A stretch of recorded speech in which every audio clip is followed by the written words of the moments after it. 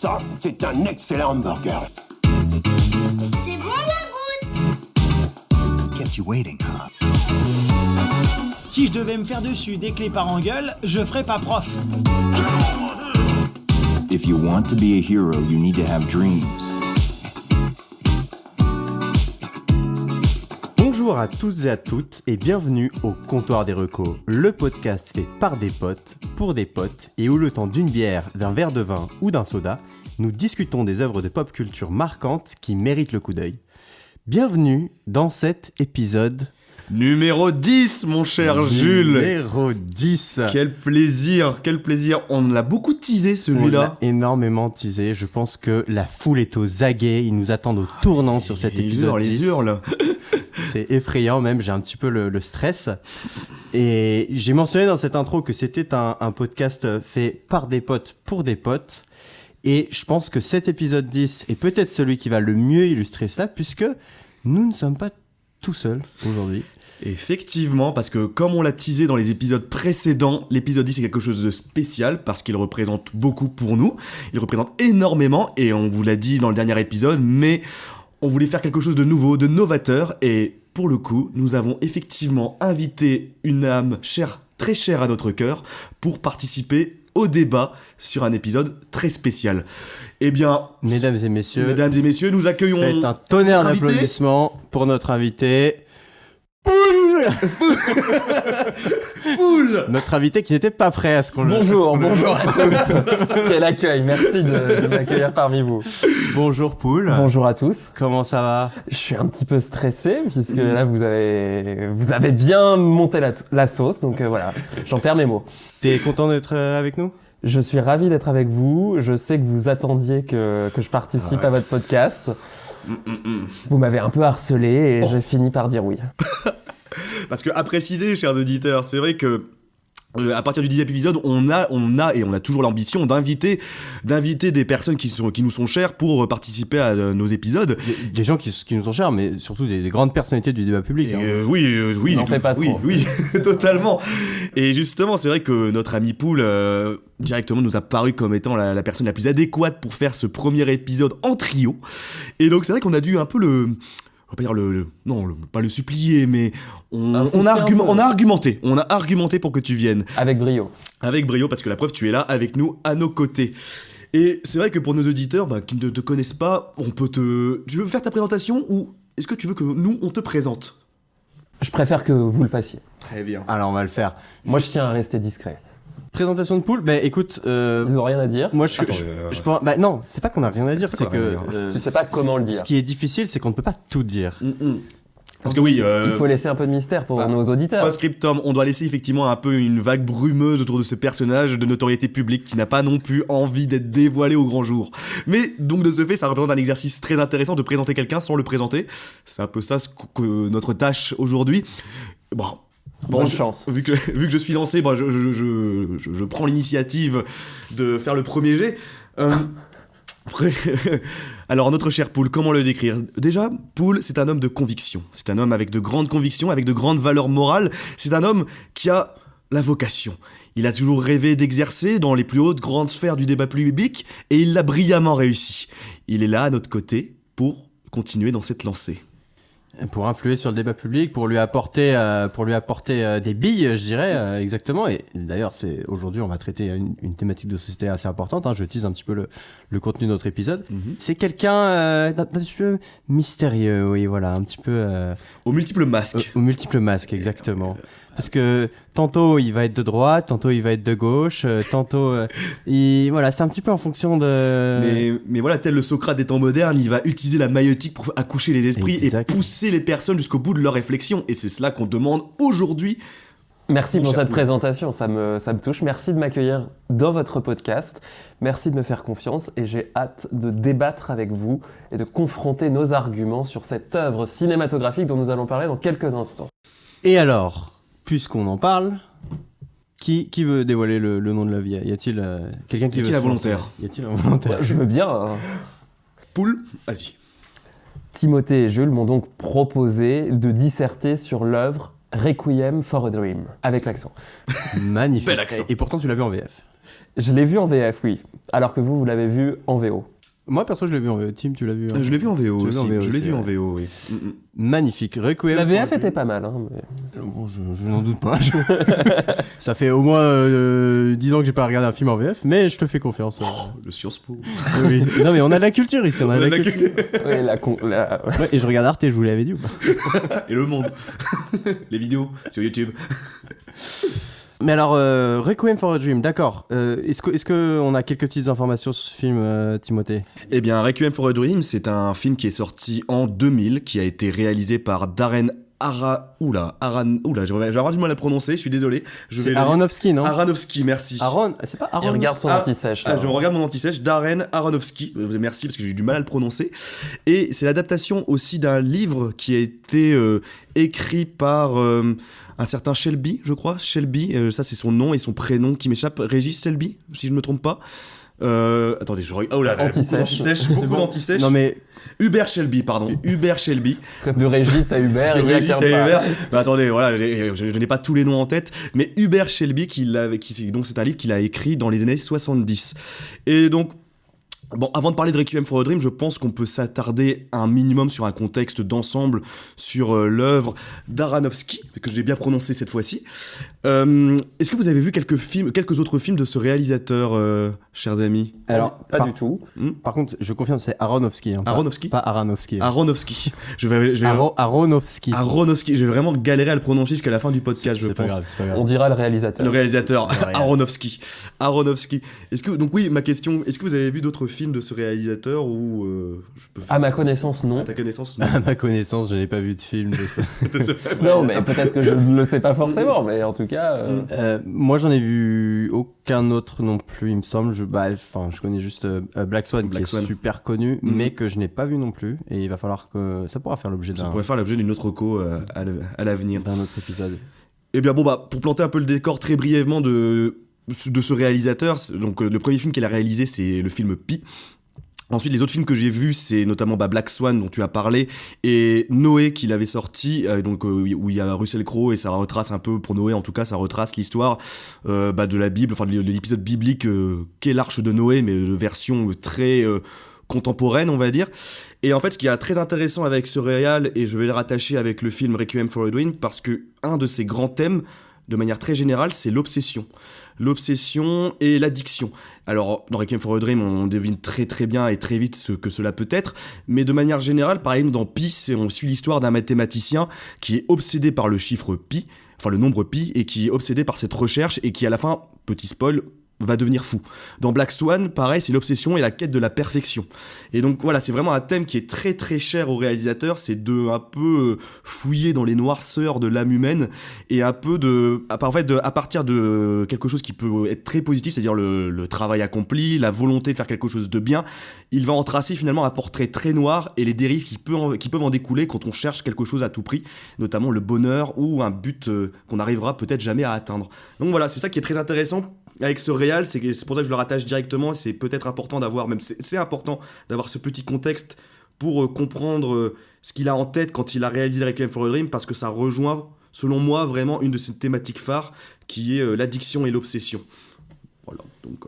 Mais écoute, merci pour ce petit cadrage, et effectivement, C'était l'instant France Inter. J'apprends des choses. Non, mais c'est intéressant parce que on va en parler dans Requiem for a Dream. C'est pour le coup pas du tout un film qui montre des choses positives. Là où Pi ou comme tu l'as décrit Black Swan, c'est des choses qui en apparence paraissent anodines, voire bénéfiques en fait, des activités qui paraissent. Mais ouais, c'est ça qui se transforme en véritable obsession et qui finissent par détruire par détruire les personnes qui les exercent. Alors que là, bon, pour le coup, dans Requiem for a Dream, on va peut-être pouvoir d'ailleurs aborder un petit peu le résumé de l'œuvre. On est quand même sur quelque chose qui, dès le début, nous est enfin même dès la lecture du synopsis, on sait que ça part pas sur des. Que c'est un drame, quoi. Hein, que c'est. Ouais. Mon cher ami Poul. Présent. Peut-être, est-ce qu'on On te pose laisse la le main cadre. On te laisse la main sur Le petit synopsis le synopsis. Oui, bah alors on commence à New York, à Brooklyn, dans les années, on va dire quoi, fin des années 90 Oui, ou au moment de l'écriture de l'œuvre dans les années 70. Moi, je dirais 90-2000 vu les décors du film. Oui. Oui, on est au début des années 90. On est à New York, je l'ai dit, et on est assez vite dans un huis clos familial et amical, on pourrait dire ça comme ça. Oui, totalement. Il faut présenter les personnages aussi, du coup. Alors, tu peux dire un petit peu, ça va être quoi l'enjeu de l'œuvre en fait? Qu'est-ce qui va faire basculer On a 3 personnages principaux qui vont eux-mêmes basculer, chacun dans des choses différentes. 3 personnages principaux? Moi je dirais 4. Hein. Oui, 4, oui, allez, oui, je te le donne. Nous avons donc 4 personnages principaux, 3 vont basculer à peu près dans la même chose, et la 4e va basculer dans une autre sorte d'addiction. Et alors on peut peut-être aller encore un peu plus loin et évoquer ce que sont ces addictions. Alors on va commencer par la plus anodine au premier abord, c'est la télévision, ami podcasteur. Très bien vu. Voilà, nous avons donc, comment elle s'appelle déjà ? Sarah, la mère. Sarah la mère, qui est accro à la télévision et qui est accro à un jeu télé, on pourrait dire ça comme ça ? Oui, c'est ça, un show télévisé. Un show quotidien, tous les soirs, voilà. Elle est accro à ça. Et nous avons son fils, Harry, qui lui est accro à la drogue. Et nous avons également sa meuf et son meilleur pote. La meuf et le meilleur pote de Harry, donc du fils, c'est ça ? Oui, et puis nous avons aussi les potes de la mère, mais là, c'est des personnages secondaires, voire tertiaires. Tout à fait. C'est bien résumé, Tim ? C'est très bien résumé, en sachant que effectivement, comme tu l'as dit, il tombe dans dans 2 grandes addictions différentes. Et aussi, c'est ça qui est très intéressant avec ces personnages, c'est que par contre, les raisons de pourquoi ils tombent dans ces addictions sont un peu diverses. C'est pas vraiment pour les mêmes facteurs à chaque fois. Donc ça, on va le creuser plus tard, parce que là, c'est plus dans la partie point positif, spoil, etc. Mais c'est là qui est très intéressant, parce que ça revient avec ce que je disais au départ avec le réalisateur, qui est l'obsession. C'est que la plupart des personnages que écrit le réalisateur, c'est vraiment des personnages qui ont des rêves, qui ont beaucoup de bonnes intentions, et qui, comme beaucoup d'entre nous, ont envie de s'accomplir. Et là, pareil, en fait, tout au long du film, on va suivre 4 personnages qui ont des buts, des ambitions, qui ont réellement une réelle envie de, s'accomplir, s'affirmer eux-mêmes. Et d'être heureux. D'être heureux, tout simplement. Et justement, comme tu l'as dit, à travers leurs différentes addictions, ils vont vite perdre pied. Voilà. Et sombrer. Sans spoiler, mais... Sans spoiler. Ouais. C'est une vraie descente aux enfers qu'ils vont vivre. Très bien, écoutez, je pense que le cadre est plutôt posé. On peut parler un petit peu des acteurs. Enfin, il y en a notamment un qui est quand même super connu. Un certain Jared Leto. C'est Jared Leto. À l'époque où il n'était pas encore grimé en Joker insupportable. Jared Leto, oui, parce que le seul film qu'il avait fait avant, finalement, c'était Fight Club, où il était... il était grimé en blondinet, et c'était même un personnage secondaire dans ce film, parce qu'il n'était pas du tout, ou presque pas mis en avant. Et c'est vrai que pour lui, Requiem for a Dream, c'est un peu le film qu'il a, pour le coup, qu'il a consacré, véritablement. C'est le tremplin. Véritablement. Donc là, Jared Leto, après qu'il a, maintenant sa carrière, on va pas revenir sur la carrière de Jared Leto, mais c'est en dents de scie. C'est en dents de scie. Ouais, voilà, il a pas fait que des bons films, on va dire. En tout cas, celui-là est réussi. Celui-là est réussi, et dans lequel il incarne, donc c'est Harry, c'est ça le nom Harry. Qui est le protagoniste principal, on peut dire. Oui, totalement. Et moi, il incarne super bien, je trouve. C'est vraiment un jeune qui vient à peine de sortir du lycée et qui est complètement paumé. Et je pense que le choix de l'acteur était vraiment bon à ce moment-là, parce que physiquement, il dégage vraiment ça, et puis il le joue super bien aussi, quoi. Ensuite, quand même, dans les principaux acteurs que le film a révélé et dévoilé, tu as Jennifer Connelly, après, qui a quand même eu une carrière... on peut la retrouver, on la retrouve dernièrement dans par exemple Alita Battle Angel, on la retrouve aussi, si je ne me trompe pas, dans le film Noé aussi, qui a été réalisé par le même réal. Mais elle joue qui du coup ? Elle joue Maria dans la version française, Marion dans la version anglaise, donc la petite copine de Harry. De Jared Leto. Et donc elle qui, pour le coup, avait l'ambition de faire un magasin de vêtements tout au long du film, mais bien sûr, sans spoil, qui ne va pas réussir, quoi. C'est ça. En fait, on nous la présente un peu comme une gosse de riche qui a plus ou moins coupé les ponts avec ses parents. C'est ça. Et qui sort avec Harry, et qui est droguée au même degré que lui, quoi. Un peu moins peut-être au départ, non? Peut-être un peu moins au départ, c'est vrai. Peut-être un peu moins, oui. Et en fait, oui, ouais, bon, ça on en reviendra dans les propos, mais elle souffre peut-être même en tout cas au tout début, d'une autre forme d'addiction que la drogue. On en parlera. On en reparlera plus tard. Je ne sais pas de quoi on parle, voilà, on n'a pas vu le même film, mais bon. Et après, bon, je tiens à revenir sur cette actrice qui est le personnage de la mère, et je me suis vraiment intéressé à elle justement pour faire ce podcast aussi, parce que en fait, elle est Ellen, si je le prononce bien, Ellen Burstyn, qui a été nommée aux Oscars de 2001 quand même pour meilleure actrice.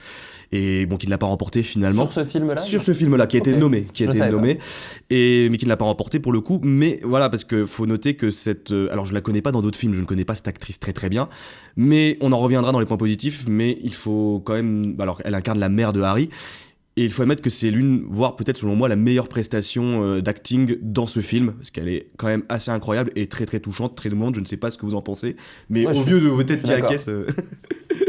Ouais, elle est bluffante et on la voit aussi se transformer au cours du film. Et c'est une femme qui est très seule finalement, et c'est ça qui la rend peut-être encore plus attachante finalement. Beaucoup d'empathie. Oui, c'est ça, parce que pour suivre un petit peu dans le synopsis, la mère, en fait, son fils a déserté les lieux après avoir obtenu son diplôme comment on appelle ça, du lycée, oui. Du lycée, ouais, c'est ça. Elle a perdu son mari, et Elle donc, est veuve, oui. Elle est veuve, elle vit toute seule dans son appart, et son seul, entre guillemets, plaisir quotidien, c'est de sortir et de voir ses amis.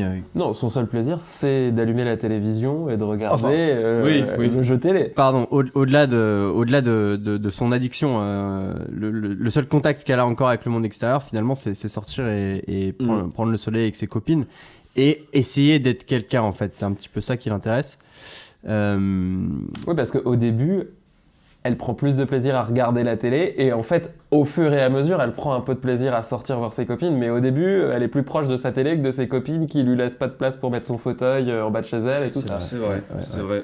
Et sachant qu'il faut aussi le dire, le film commence en été. Et en fait, la descente aux enfers que vont vivre chacun des personnages suit en fait le cours des saisons. Et donc il commence en été, il se termine en hiver.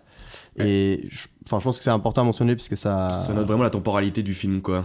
Et le film est chapitré comme ça, le nom de la saison est marqué en tête de chapitre. Exactement. Et aussi, on y reviendra aussi, mais c'est un point que j'ai trouvé intéressant, que j'avais pas du tout remarqué la première fois que j'avais vu, mais l'image change énormément.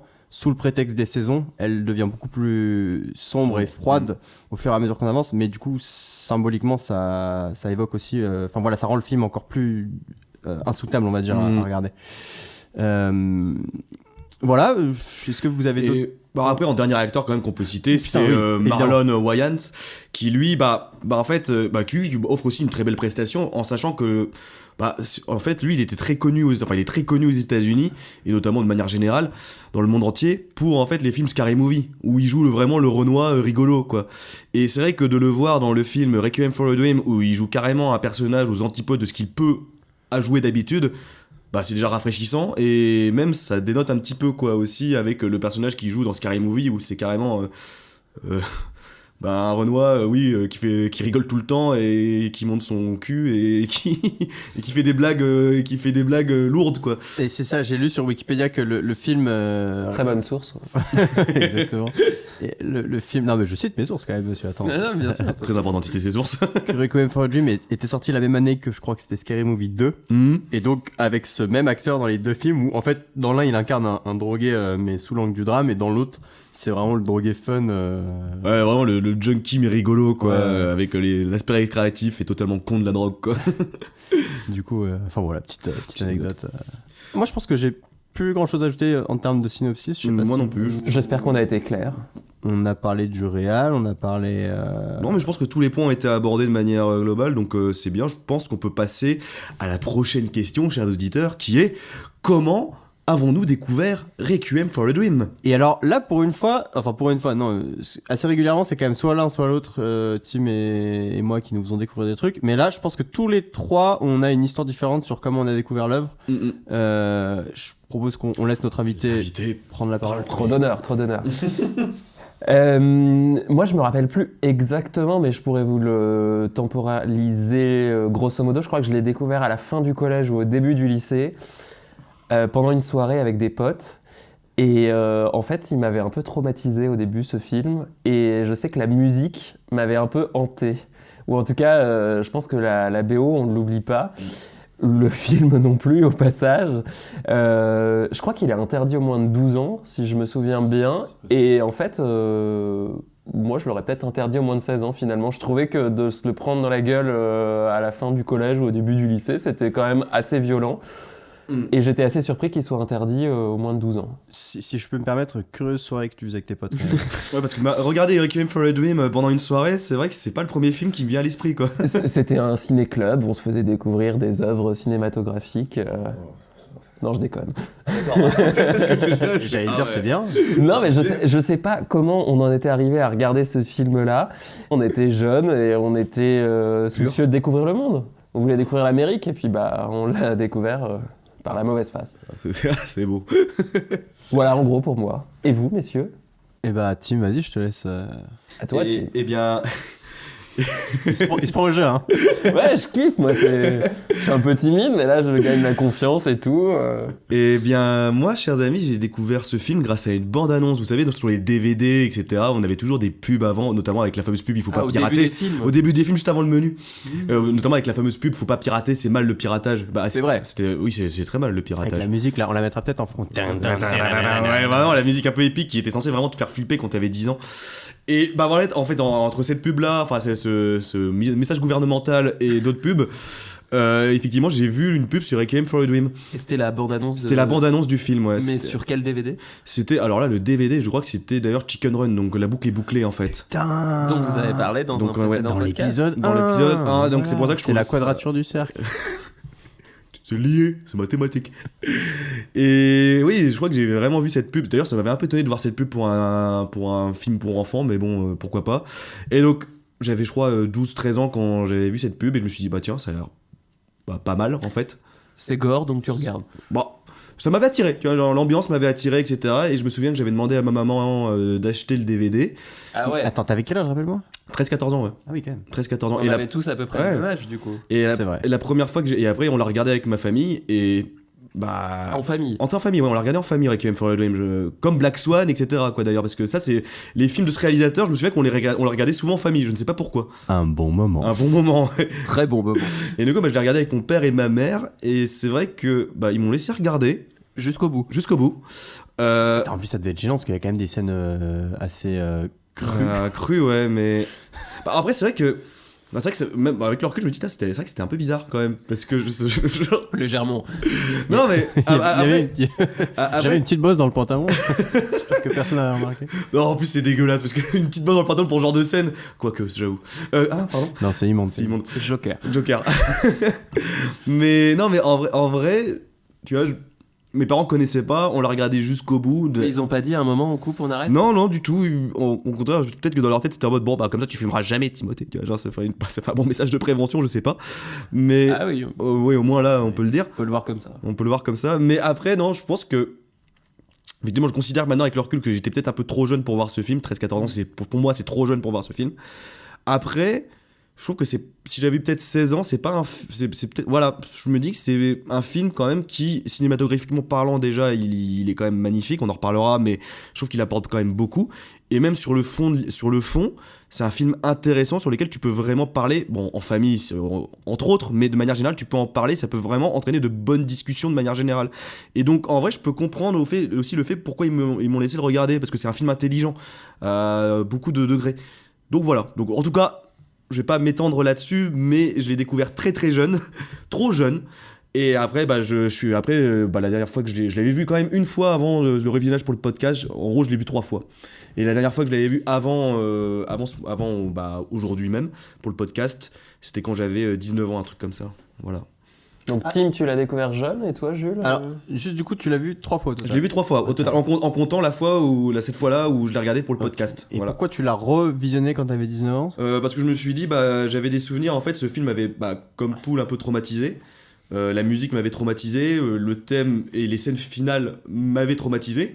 Et un peu, tu sais, le film où tu gardes une mauvaise impression, mais tu sais que c'est pas le film en soi, c'est que c'est toi en fait. Typiquement, j'avais eu la même impression pour le voyage de Chihiro, Princesse Mononoke, où il y avait des scènes qui m'avaient dégoûté parce que j'étais trop jeune.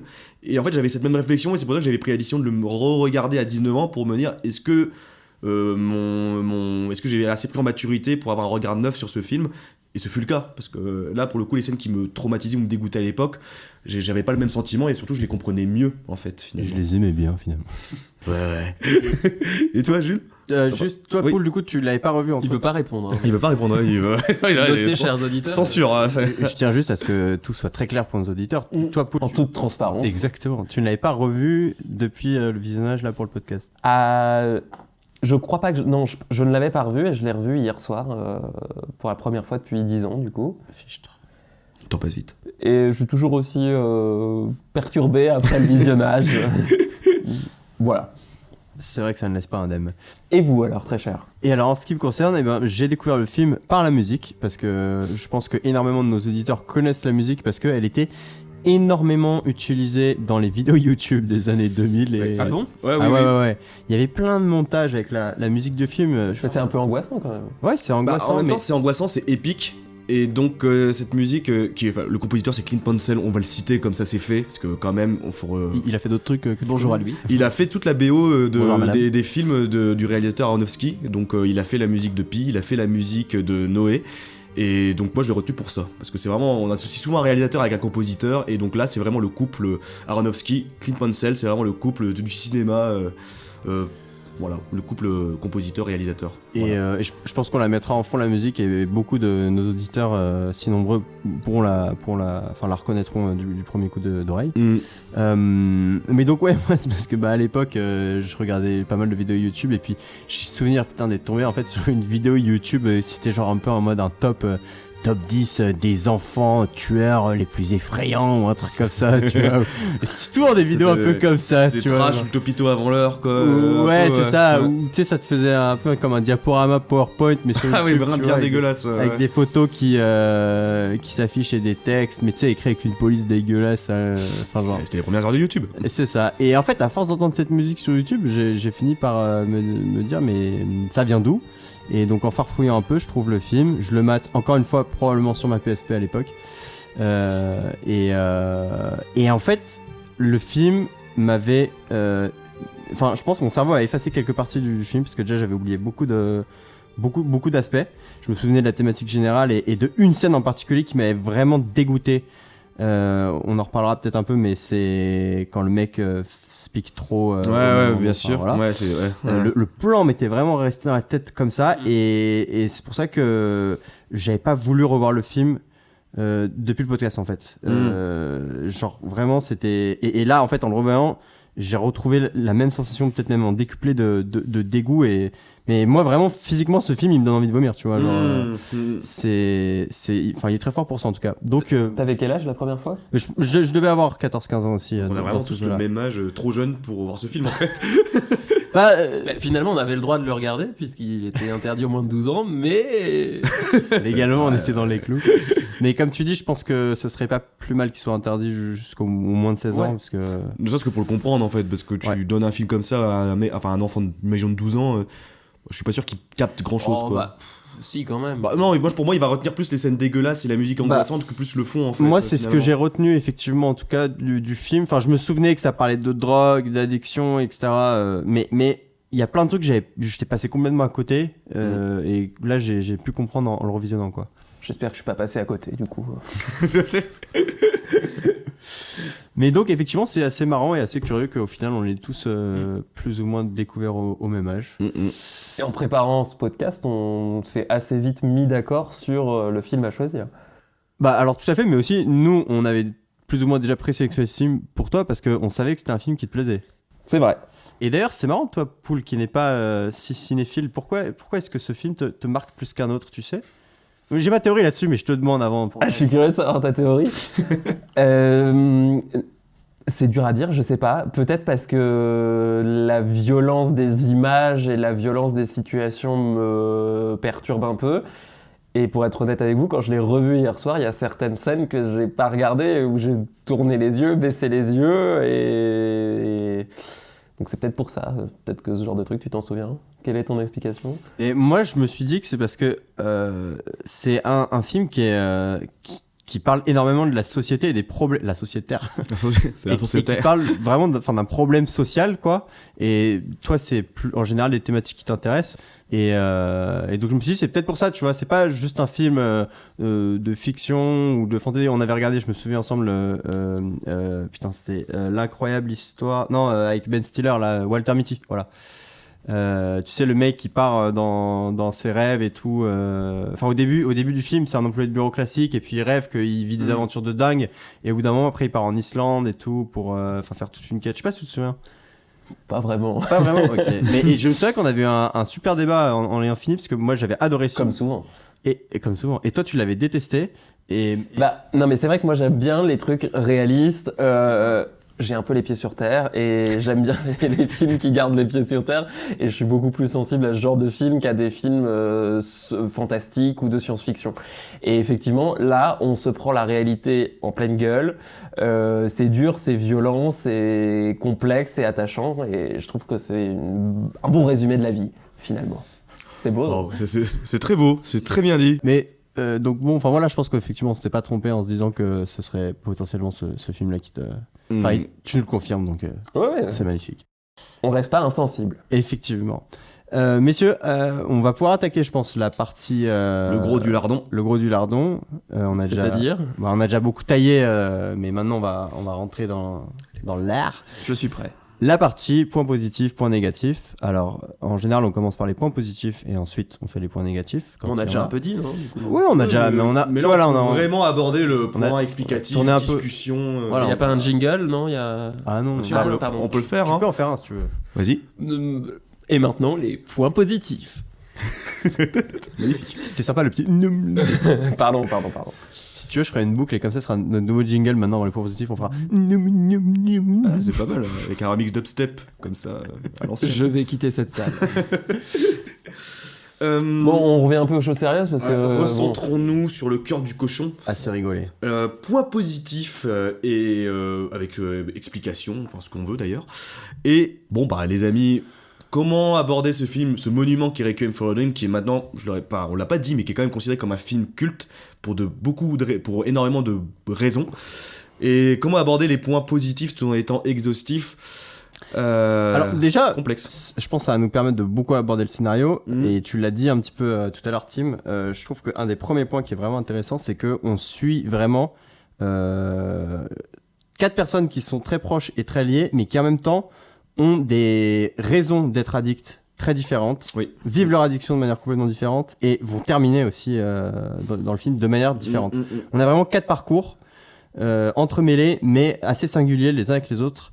Et je pense dans lequel du coup, une palette de personnes différentes peuvent éventuellement se reconnaître. Oui, c'est ça qui, comme tu dis, c'est ça qui est assez intéressant, c'est que, je pense qu'un des bons, tu as parlé d'identification aux personnages, et je pense qu'une des grandes forces de ce film, c'est que même si on n'est pas des drogués, des junkies, etc., et qu'on se dise, c'est un peu leur faute aussi, parce qu'ils prennent de la drogue, et c'est mal la drogue. Mais en soi, chaque personnage a des raisons légitimes et très très humaines, pour être ainsi et se comporter ainsi finalement. Et c'est pour ça que je pense que finalement cette identification elle se fait très bien et qu'on a vraiment énormément d'empathie pour les 4 personnages que nous sommes en train de suivre tout au long du film quoi. Et ça c'est un des grands tours de ce film, c'est d'avoir réussi à faire ça et tout en revenant à un thème tout en parlant d'un thème qui est l'addiction certes aux drogues mais de manière beaucoup plus large aussi, c'est vraiment l'obsession par rapport à un rêve. Parce que c'est ça que j'aime bien avec ce film, c'est que Requiem for a Dream, beaucoup de gens le résument, enfin beaucoup de gens, je ne sais pas, mais en tout cas certaines personnes le résument comme étant un film sur l'addiction à la drogue, etc., et à la descente aux enfers, parce qu'on prend trop d'héroïne, les gens prennent trop d'héroïne, c'est mal. Ce qui est partiellement vrai. Ce qui est vrai, mais ce qui est juste une partie de la vérité, parce que pour moi, un autre fond du film, et ça qui est très intéressant aussi, c'est le côté recherche du bonheur, obsession au bonheur, l'individuel, il y a une critique aussi de l'individualisme de nos sociétés modernes aussi de manière générale, et c'est tout un pan pour moi du rêve américain qui est démonté à travers ce film en fait. Et c'est ça qui est intéressant quand tu le rattaches à la filmo du réal, c'est cette quête de l'obsession, de rêve inachevé, de bonheur inatteignable, qui emmène finalement à la descente aux enfers des personnages. Donc voilà, et ça, ce truc, pour revenir à l'identification, ça on peut tous plus ou moins se reconnaître un peu là-dedans, alors sans forcément l'avoir vécu, mais du moins reconnaître que ça emprunte quand même dans pas mal de choses dans nos sociétés modernes, quoi.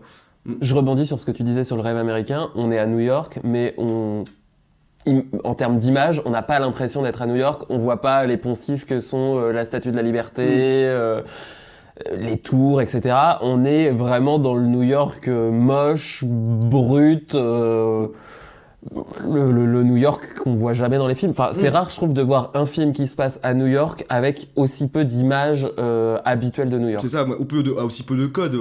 Enfin, on sait pas. Enfin, on pourrait dire que c'était une autre ville, genre Chicago, ou ça, on en aurait carrément. aucune idée, quoi, en fait. Tout à fait, ça pourrait être n'importe où. Et en fait, ouais, très souvent, on est soit dans des environnements très obscurs et aussi un petit peu claustrophobes, quoi, parce que ça se passe beaucoup en intérieur. Et peut-être aussi que là, ça symbolise une forme d'enfermement des personnages aussi, enfermés chez eux, enfermés soit à se droguer, soit à regarder la télé, etc. Et donc ça fait qu'effectivement, on voit très peu la ville. Enfin, ouais, comme tu dis, ça pourrait être ailleurs que. Et moi, ce que tu disais, c'est certes, c'est la drogue, l'addiction et tout ça, mais pour moi, le mot central aussi, c'est la solitude. Finalement, on a des personnages qui sont seuls face à eux-mêmes et qui se tournent vers la drogue ou vers la télévision parce qu'ils ont rien d'autre en fait, finalement. Ça. Et donc je pense que c'est aussi un des thèmes du film, c'est la solitude. Moi, je suis d'accord, parce que on en revient à là, c'est que je pense qu'on a affaire à 4 personnages auxquels on s'identifie, parce qu'on ne peut avoir que de l'empathie par rapport à leur situation. C'est qu'on se rend compte que t'as au moins 2 personnages, enfin 3, parce que la fille, enfin la petite copine, elle apparemment vient d'un milieu aisé, sauf qu'elle s'est détachée de ses parents. Mais les 3 autres personnages, on sent que c'est des gens qui viennent de la classe moyenne inférieure, voire très inférieure.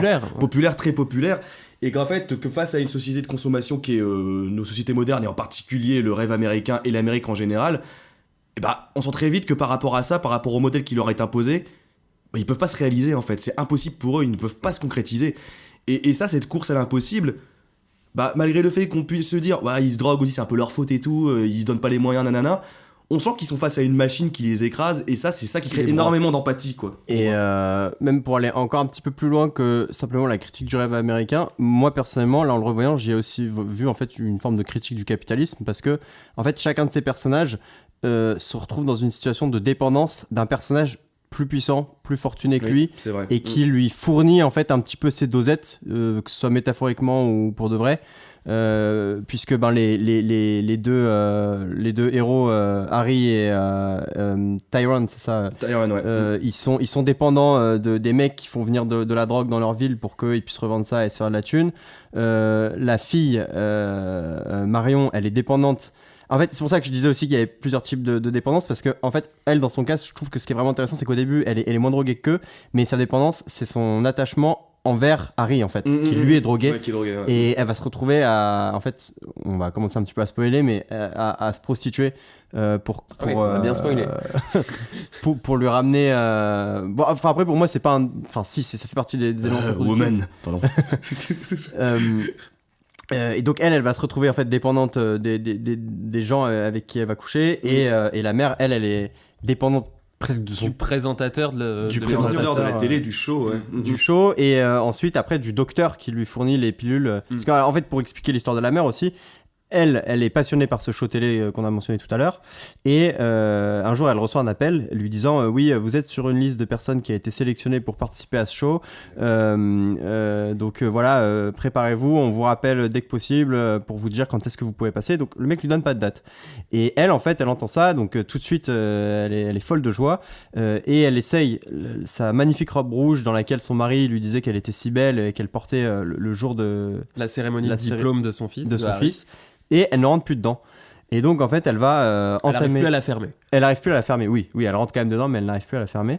Et donc, sous les conseils d'une voisine, elle va se lancer dans un régime, en fait, parce qu'apparemment, il y a un docteur qui a donné des pilules à la fille de la voisine, des pilules magiques. Et en fait, il s'avère que ces pilules sont des amphétamines, et que donc, elle va devenir complètement accro à ça et à la télé.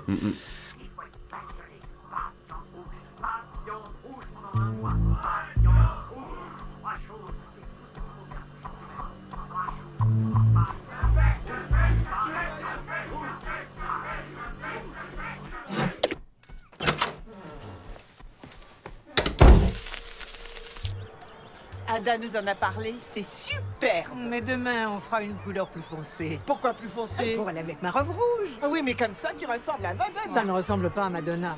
Et ça non plus. Mais ça va pas tarder. Je fais un régime. Quel genre de régime? Œufs durs et pamplemousse. Ah, je connais, je te souhaite bonne chance. Mais je tiens très bien. Tu le fais depuis quand? Je l'ai fait toute la journée. Toute la journée, n'est qu'une heure. Je pense mince. Elle pense mince. Ma petite Louise a réussi à perdre 25 kilos comme ça. Comme ça. Comme quoi? Pouf, tu l'as enfermée dans un hammam ou quoi? Elle est allée voir un docteur. Il lui a donné des comprimés. Tu n'as plus envie de manger. Et alors, quel est l'intérêt? Tu veux dire qu'avec ça, je ne penserais pas à me goinfrer de pâté de foie sur du pain de seigle? Écoute, ce n'est pas le genre de choses à dire devant quelqu'un qui fait un régime. Oh, pas grave. Je me descendrai à un autre quartier de pamplemousse. Je pense mince. Oh, Sarah, le facteur. Oh. Sarah Goldfarb. Vous avez quelque chose pour Sarah Goldfarb? J'attends un courrier important. Goldfarb. Sarah Goldfarb. C'est ça. Oh, c'est ça. Allez, venez, prenez la paix. Bon, voyons. Il te demande ton nom. Tu écris ton nom en lettres d'imprimé. Est-ce qu'elle est plus accro à la télé ou est-ce qu'elle est plus accro aux pilules finalement C'est une bonne question. C'est deux addictions qui s'alimentent en fait. Je pense que ouais, voilà, c'est les deux, et surtout que en fait l'un, comme tu l'as dit, l'un alimente l'autre, et que en fait après c'est que les pilules renforcent les situations où elle projette son intériorité dans la télé, elle se projette vraiment, parce que bon, oui, à préciser quand même pour mettre un peu en contexte, c'est que cette dame est seule. Il y a même un magnifique monologue où elle parle à son fils qui vient lui rendre visite. Donc là, on spoil totalement, je vous l'avais compris. Et là, on est vraiment en train de vous raconter le film. Mais en tout cas, il y a une scène où il y a Harry qui vient lui rendre visite. Voilà. D'ailleurs, la seule fois où il va lui rendre visite de tout le film, en fait, en y pensant. Et donc, la seule chose que Harry va lui donner pour faire preuve de son amour, c'est lui donner une nouvelle télé. Donc, ce qui est quand même d'un symbolisme assez... Ouais, mais c'était hyper touchant. Moi, je trouve ça Non, c'est hyper touchant, mais ça montre aussi quelque chose que le seul point de relation et le seul point d'attache qu'il connaît de sa mère, finalement, c'est son addiction à la télé, quoi. Même, il le dit quand même un peu plus ou moins à sa... C'est aussi une manière de se faire pardonner, quand même. Oui, aussi, mais... Ce qu'il faut expliquer, à nos auditeurs qu'au début... la première scène est assez violente, c'est-à-dire que Harry débarque chez sa mère, lui pique sa télé, et en fait c'est qu'il va vendre sa télé pour payer sa cam. Oui, c'est vrai, oui, c'est ça. Ouais. Et dans un moment de lucidité au milieu du film, il discute avec sa meuf, et dans un moment de lucidité, il se dit peut-être que ça la rendrait heureuse si je lui achète une nouvelle télé moderne, en tout cas moderne pour l'époque et plus moderne que son ancienne télé. Et donc, dans un moment de lucidité, il vient lui offrir une télé finalement. Et c'est peut-être la seule fois qu'il lui fait un cadeau, et c'est la seule fois où elle est heureuse, où elle sourit dans le film. Oui, mais tu vois, c'est bien ça pour moi, ce qui représente tout le problème dans les relations qu'entretiennent les personnages entre eux. C'est que ils sont ensemble. Certes, on ressent une proximité, une connexion entre les personnages qui est réelle, sauf qu'ils sont quand même seuls. Il y a quand même une profonde solitude qui les anime et qui les entoure. Ils sont tout seuls face à leurs problèmes. Et ça, pour moi, le fait que Harry offre une télé à sa mère, alors que juste ce que se demande sa mère, et ça on le voit très bien avec la scène finale, ce que demande sa mère, c'est d'être utile par rapport à son fils, de ne pas être seul, d'avoir du contact, du lien social en fait. Et là, à la place, Harry, pour se dédouaner, pour moi, c'est se dédouaner, pour se déculpabiliser, il lui offre la source de beaucoup de ses addictions, qui est, on va dire, un fils de remplacement, enfin une compagnie de remplacement, qui est la télé.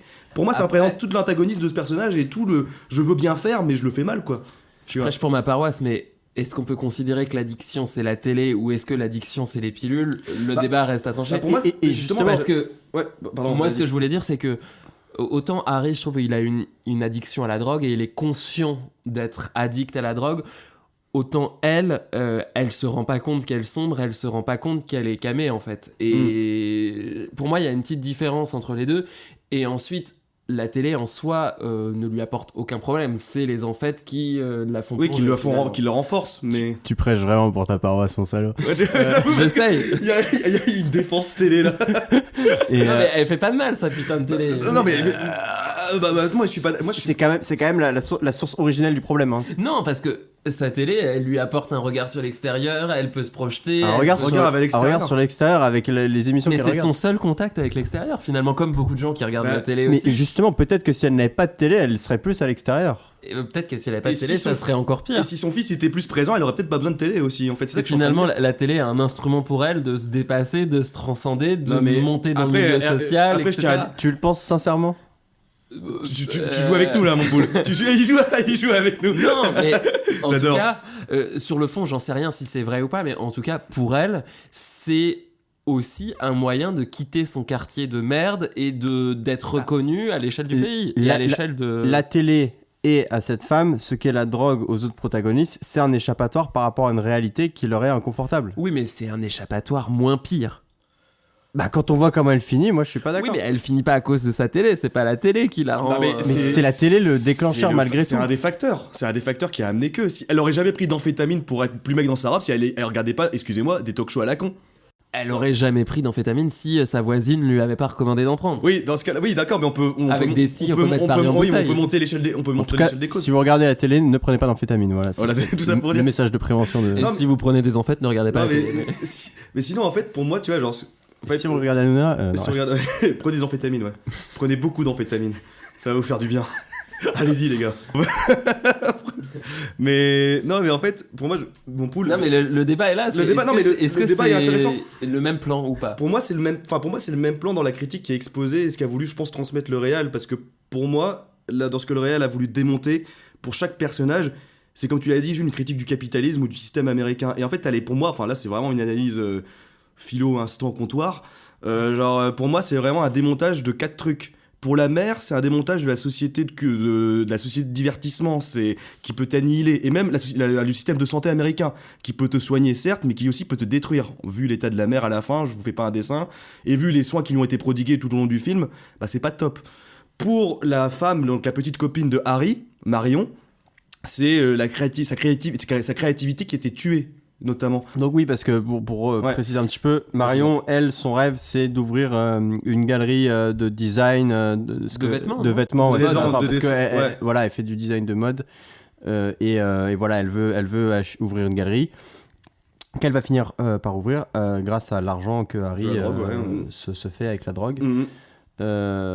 Donc le rêve de la mère, on l'a dit, c'est de passer sur le talk show. Sur le talk show, ouais, et qui donc le société de divertissement, etc. Et le système de santé qui est critiqué. Pour la fille, pour moi, c'est la créativité qui est annihilée par justement la drogue, par l'argent, etc. T'as aussi, et pour Harry et pour son pote Tyrone, eux les deux, Tyrone, t'as le désir de sortir du quartier, le désir de reconnaissance sociale, le désir d'être reconnu par sa mère, bon, qui est décédée, la mère de Tyrone est décédée, mais en tout cas d'être fier de lui en fait, de rendre fier ses proches, de rendre fier sa mère, et de rendre fier sa mère, et qui lui ne va pas non plus réussir à assouvir ce besoin et cette nécessité, enfin ce rêve. Et pour moi, le personnage principal qui est Harry, c'est vraiment pour moi un truc plus classique, c'est vraiment le rise and fall américain, c'est-à-dire pour moi un peu un mec à la Scarface, alors très globalement, hein. Mais un mec qui a l'ambition de monter très très haut par des moyens entre guillemets faciles, notamment par la vente de la drogue, etc., pour atteindre les plus hauts sommets, être riche, ce qu'il veut, par entre guillemets la facilité et ce que le modèle lui a imposé aussi comme objectif, et qui va se retrouver au plus bas fond, dans les bas fonds, parce qu'il va se cramer les ailes, quoi, tout simplement. Donc pour moi, en fait, pour te répondre, pour revenir sur le débat qu'on avait, pour moi, dans ce qu'a voulu démontrer le réal, c'est vraiment un tout, c'est vraiment un ensemble. Donc de dire que la télé c'est pas le problème, moi je trouve que c'est faux. Non, moi je dis juste qu'on peut pas tout mettre sur le même plan. Non, mais moi je dis juste que justement le réel a voulu mettre ça sur le même plan, en fait, c'est ça le truc. C'est le problème. Non, c'est un problème. Parce que votre débat n'est pas sur le même plan, enfin, vos arguments. Disons ça veut dire que tu nous demandes d'arrêter. Non, pas du tout. Non, mais c'est juste que. Tu brises ma créativité. Tout de suite. T'as qu'à prendre de l'amphétamine, ça se passe bien. De Boulogne aussi, c'est juste, j'ai l'impression que ce que Tim veut dire, c'est en parlant de l'intention du réal, et toi ce que tu dis, Poul, c'est plus c'est un problème que le réal ait présenté les choses comme ça, c'est ça? Oui. J'adore. Non, mais touche pas à ma téloche. Non, mais touche pas à mon poste. Touche pas à mon poste. Mais c'est touche pas à mon poste. Non, mais vraiment.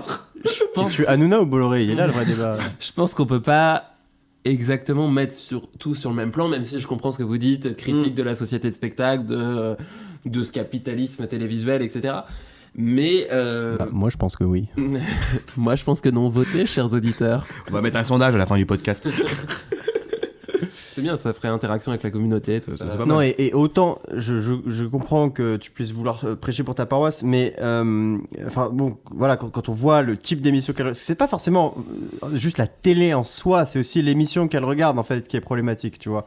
Quand tu parles de capitalisme télévisuel, en fait, c'est aussi ça que j'ai trouvé assez intéressant, c'est que l'émission qu'elle regarde, t'as l'impression aujourd'hui en fait que ce serait un influenceur sur les réseaux qui te vante les mérites de son super programme De développement personnel. de développement personnel, exactement. C'est un peu l'ancêtre de ça. Oui, c'est de l'abrutissement. C'est de l'abrutissement, c'est jouer sur les faiblesses des gens pour le, enfin ouais, voilà, jouer sur leurs rêves. Donc voilà, il y a pas seulement le fait qu'elle regarde la télé, parce qu'à la limite si elle regardait les infos, je pense que Ah, ça serait complètement différent. Elle sortirait de chez elle. elle irait voir le monde. Mais enfin voilà. Pour moi, si on peut le mettre sur le même plan, et effectivement, si on part du principe que c'est l'émission en elle-même qu'elle regarde qui est problématique. Mais alors, pour qu'on soit tous d'accord, je dirais que finalement, si elle regarde l'émission, c'est parce qu'elle est seule, et donc parce que la thématique générale de cette œuvre, appelons-la comme ça, c'est la solitude. On est d'accord? J'aime pas être d'accord avec toi, mais je vais te dire oui. Merci. Toi, Tim, Solitude, mais moi je dirais, je reviendrai toujours là, c'est que pour moi la thématique générale, certes la solitude, mais surtout toujours l'obsession en fait, l'obsession et la quête de quelque chose d'impossible à réaliser sans se briser les ailes quoi, enfin sans se griller les ailes, oula. Les aigles, c'est beau ça.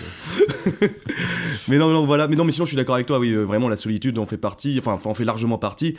Et ça, justement, on peut vraiment faire une transition parfaite avec cela, c'est que cette solitude est extrêmement bien représentée par un gros point positif qu'a ce film, qui est la réalisation et en particulier le montage. Le montage. Le montage qui est incroyable.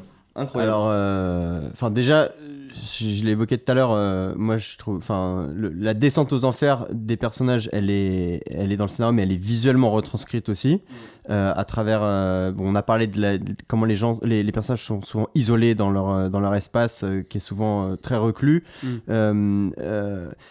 Si on prend juste par exemple l'axe narratif de la mère, au début, son appart il est assez lumineux, les fenêtres sont souvent ouvertes, etc. Alors, enfin, ça dit, dès le début du film, les teintes sont assez délavées et l'image est souvent assez sombre. Donc déjà quand ça commence, on sent que ça part pas sur un truc très fun.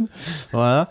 Mais au fur et à mesure que le film avance, son appart il devient de plus en plus sombre et à la fin en fait, elle commence à avoir des hallucinations à cause des amphétamines et donc là on a carrément les lumières, le frigo qui bouge, les lumières chez elle qui clignotent, qui grésillent comme ça et donc ça crée en fait ça pour dire que c'est assez admirable la manière dont plus le film avance, plus visuellement on essaie de te faire ressentir un inconfort en tant que spectateur. Et tu l'as dit, Tim, à travers le montage, parce que notamment toute la séquence de fin, c'est une séquence de montage, mais t'as l'impression que ça a été monté à la scie sauteuse, quoi, le truc. Ça te vrille les oreilles et les plans s'enchaînent comme ça. C'est très clippé. C'est épileptique, ouais, comme. C'est épileptique, exactement.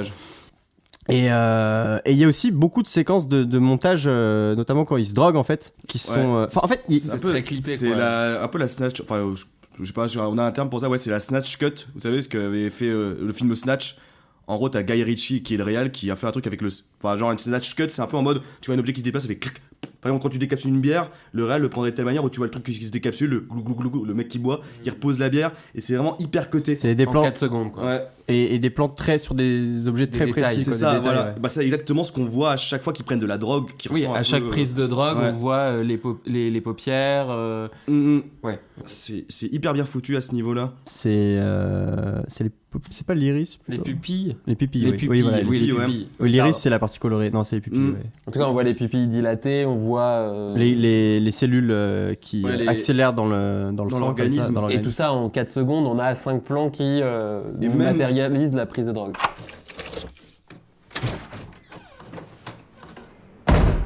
Ça y est, Jim. Hein? Ça y est, ma poule. Yes. On la goûte? Attends. Écoute. On a la chance de pouvoir faire un super coup.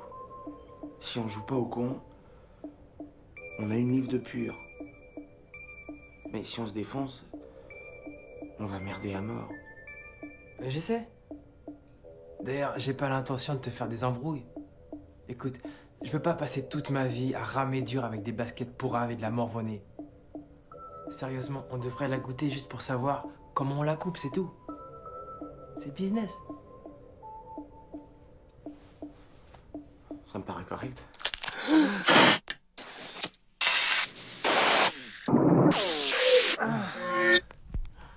Génial.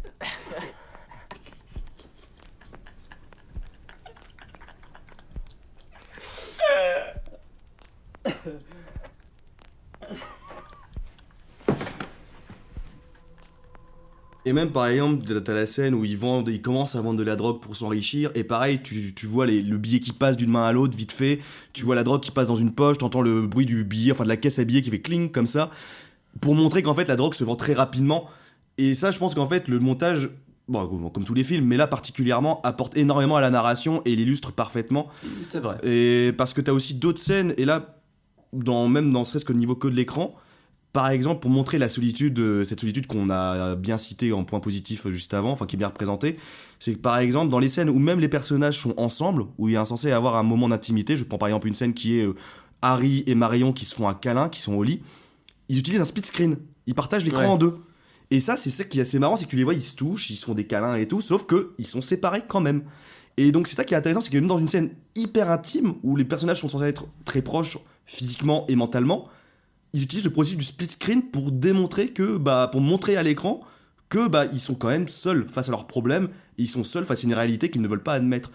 Ça, je trouve que personnellement, c'est du génie. Non, c'est bien. Je l'avais pas vu comme ça, mais maintenant que tu le dis. Ah, mais ce mec est un génie. Ah ouais, non, mais carrément. Ouais, je sais. Merci. C'est pour ça que je l'invite à chaque podcast en fait. Il a son rond de service. Et on est toujours avec Timothée Delovel. T'es encore là, toi? Il veut pas partir. Il veut pas partir, mais. T'as ça et t'as aussi un procédé qui est assez rare dans le cinéma, qui est souvent plus qu'on pourrait retrouver sur des vidéos YouTube ou trucs comme ça, c'est que t'as beaucoup de time-lapse. Oui.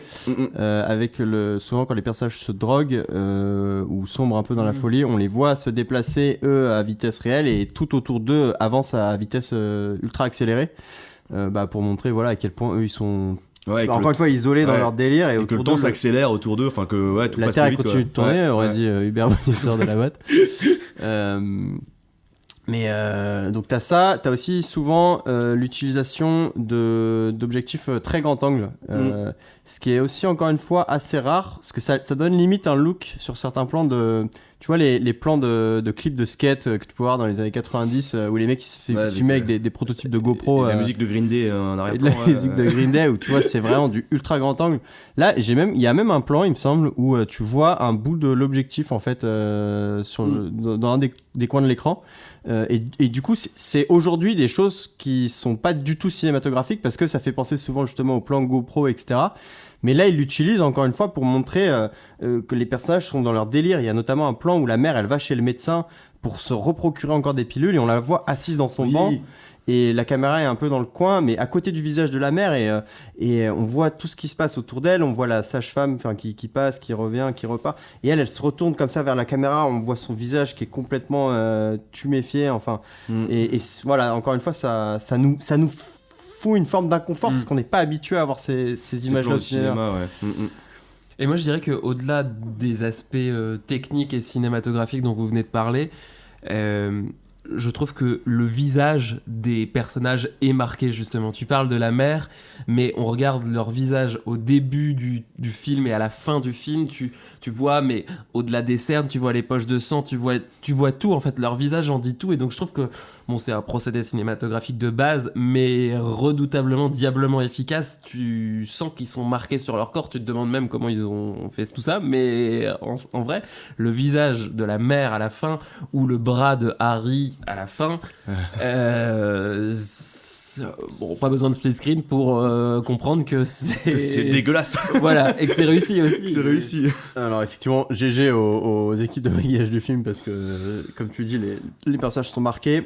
Tu parlais justement du bras de Harry. Moi, c'est le plan qui m'était resté en tête après mon premier visionnage et qui a fait que j'ai jamais voulu revoir le film. Mais en fait, Harry, on l'en spoil beaucoup.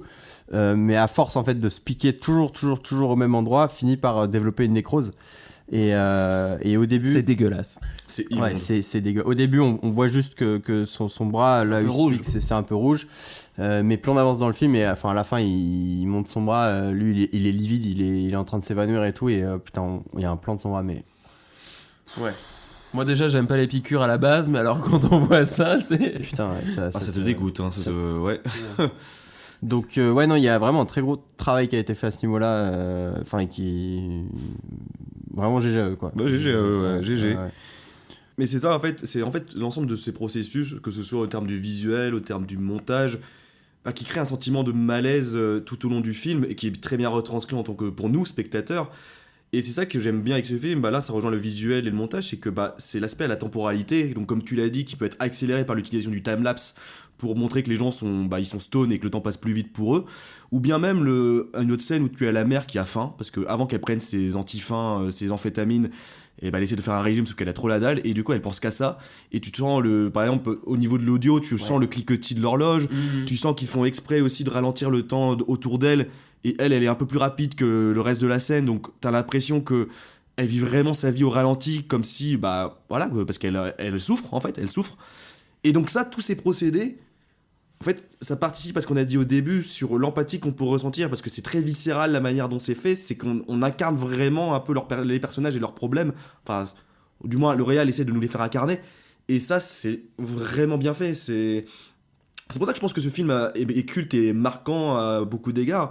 C'est que beaucoup de films, je pense, après, ont essayé d'aborder des thématiques sociales, etc., pas forcément sur le même angle, mais en tout cas, on fait une critique de la société moderne américaine, on fait une critique sur la drogue et tout, et ses dérives. Sauf que Requiem for a Dream a marqué justement par l'utilisation de procédés techniques qui ont mis en avant la narration, parce que sans ça, en fait, ça aurait été un film parmi tant d'autres, je pense, qui traite du même sujet. Et ça, pour le coup, chapeau le réel. Bravo à lui. Bravo à toi, mec. Si tu nous entends. Validé par le comptoir des recos, c'est pas rien. C'est pas rien, c'est pas rien.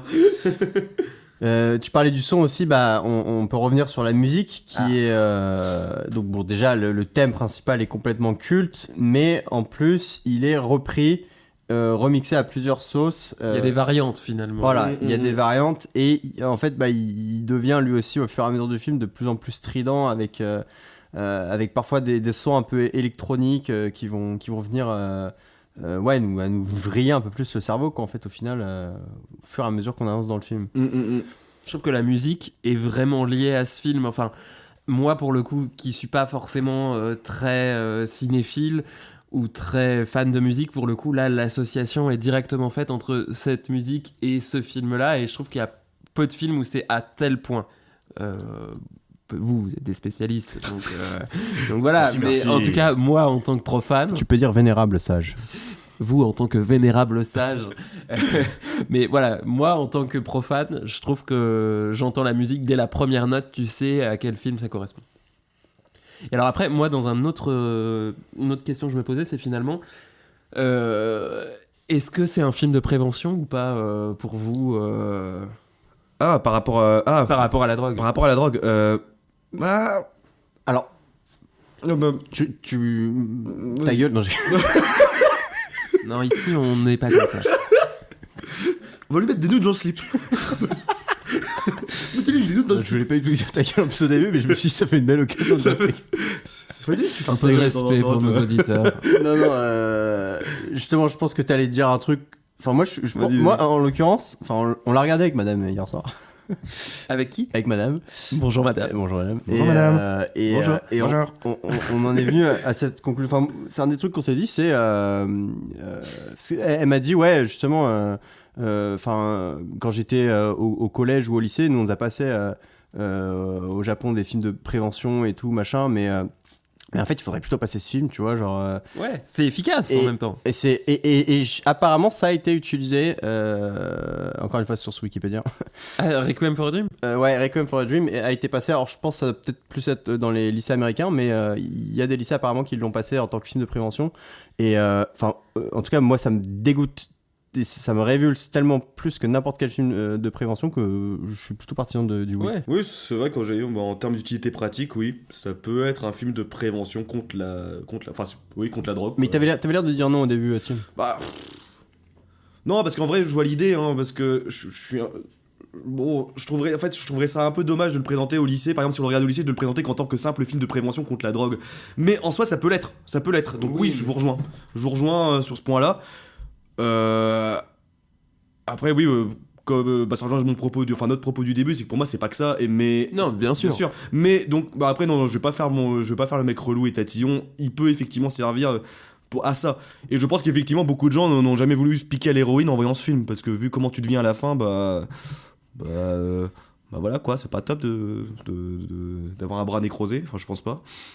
Et non mais je vous rejoins parce que c'est vrai que les scènes sont marquantes et je pense que quand t'es jeune à 15 ans ça te passe l'envie. Nous en tout cas on sait ce qu'on disait au début, c'est le film qu'on a vu à 13-14 ans et qui nous hante des dizaines d'années après. On a parlé beaucoup des points positifs, mais j'imagine que vous avez quand même relevé quelques points négatifs. Alors oui, mais on a peut-être pas fini sur les points positifs. Monsieur va aller vite en besogne. Non, mais moi c'est le sens du rythme. Moi c'est comme le montage du film, quoi. C'est clippé, il y a des split screens et tout, tu vois. Tim, est-ce que toi il y a d'autres points positifs que tu voulais après on l'a déjà dit en intro, mais je le répète encore une fois pour rendre honneur au César, c'est que la performance des acteurs, voilà, on l'a déjà dit. Les 4 acteurs pour moi. Les 4 acteurs principaux jouent merveilleusement bien, que ce soit Jared Leto, Connelly, excusez-moi, j'avais oublié son prénom, mais... Bon, les 4 personnages, voilà, Marlon Wayans, mais surtout Ellen Burstyn qui joue la mère, et je le répète, mais moi cette scène m'a vraiment marqué, c'est la scène du monologue où elle parle à son fils, et c'est pour moi la scène marquante du film, si je devais en garder une, c'est cette scène où il y a son fils qui va lui rendre visite, et t'as sa mère qui lui dit... t'as son fils qui découvre qu'elle prend des amphétamines, qui lui dit mais c'est mal, etc. C'est pas bien, je sais ce que c'est et tout. Et là c'est le fils qui a conscience de l'addiction finalement. C'est ça, de sa mère. Presque le retournement du stigmate. Voilà, c'est ça, c'est vraiment, là c'est même ironique qu'ils disent cela. C'est hyper tragique. Et t'as la mère qui lui répond, qui ouvre son cœur avec un grand sourire aux lèvres et qui lui dit mais en fait c'est juste que je suis seul, je ne sers à personne. Et que j'ai envie de rêver de cette robe rouge, j'ai envie de rêver de ce show télévisé, j'ai envie de t'imaginer, toi et ton père, je vous présente devant tout le monde et que tout le monde m'apprécie. Cette scène est profondément marquante, elle m'a mis les larmes aux yeux. Parce je suis d'accord. C'est vraiment cette scène qui m'a marqué et c'est, je pense, pour ça qu'elle a été nommée, l'actrice a été nommée aux Oscars.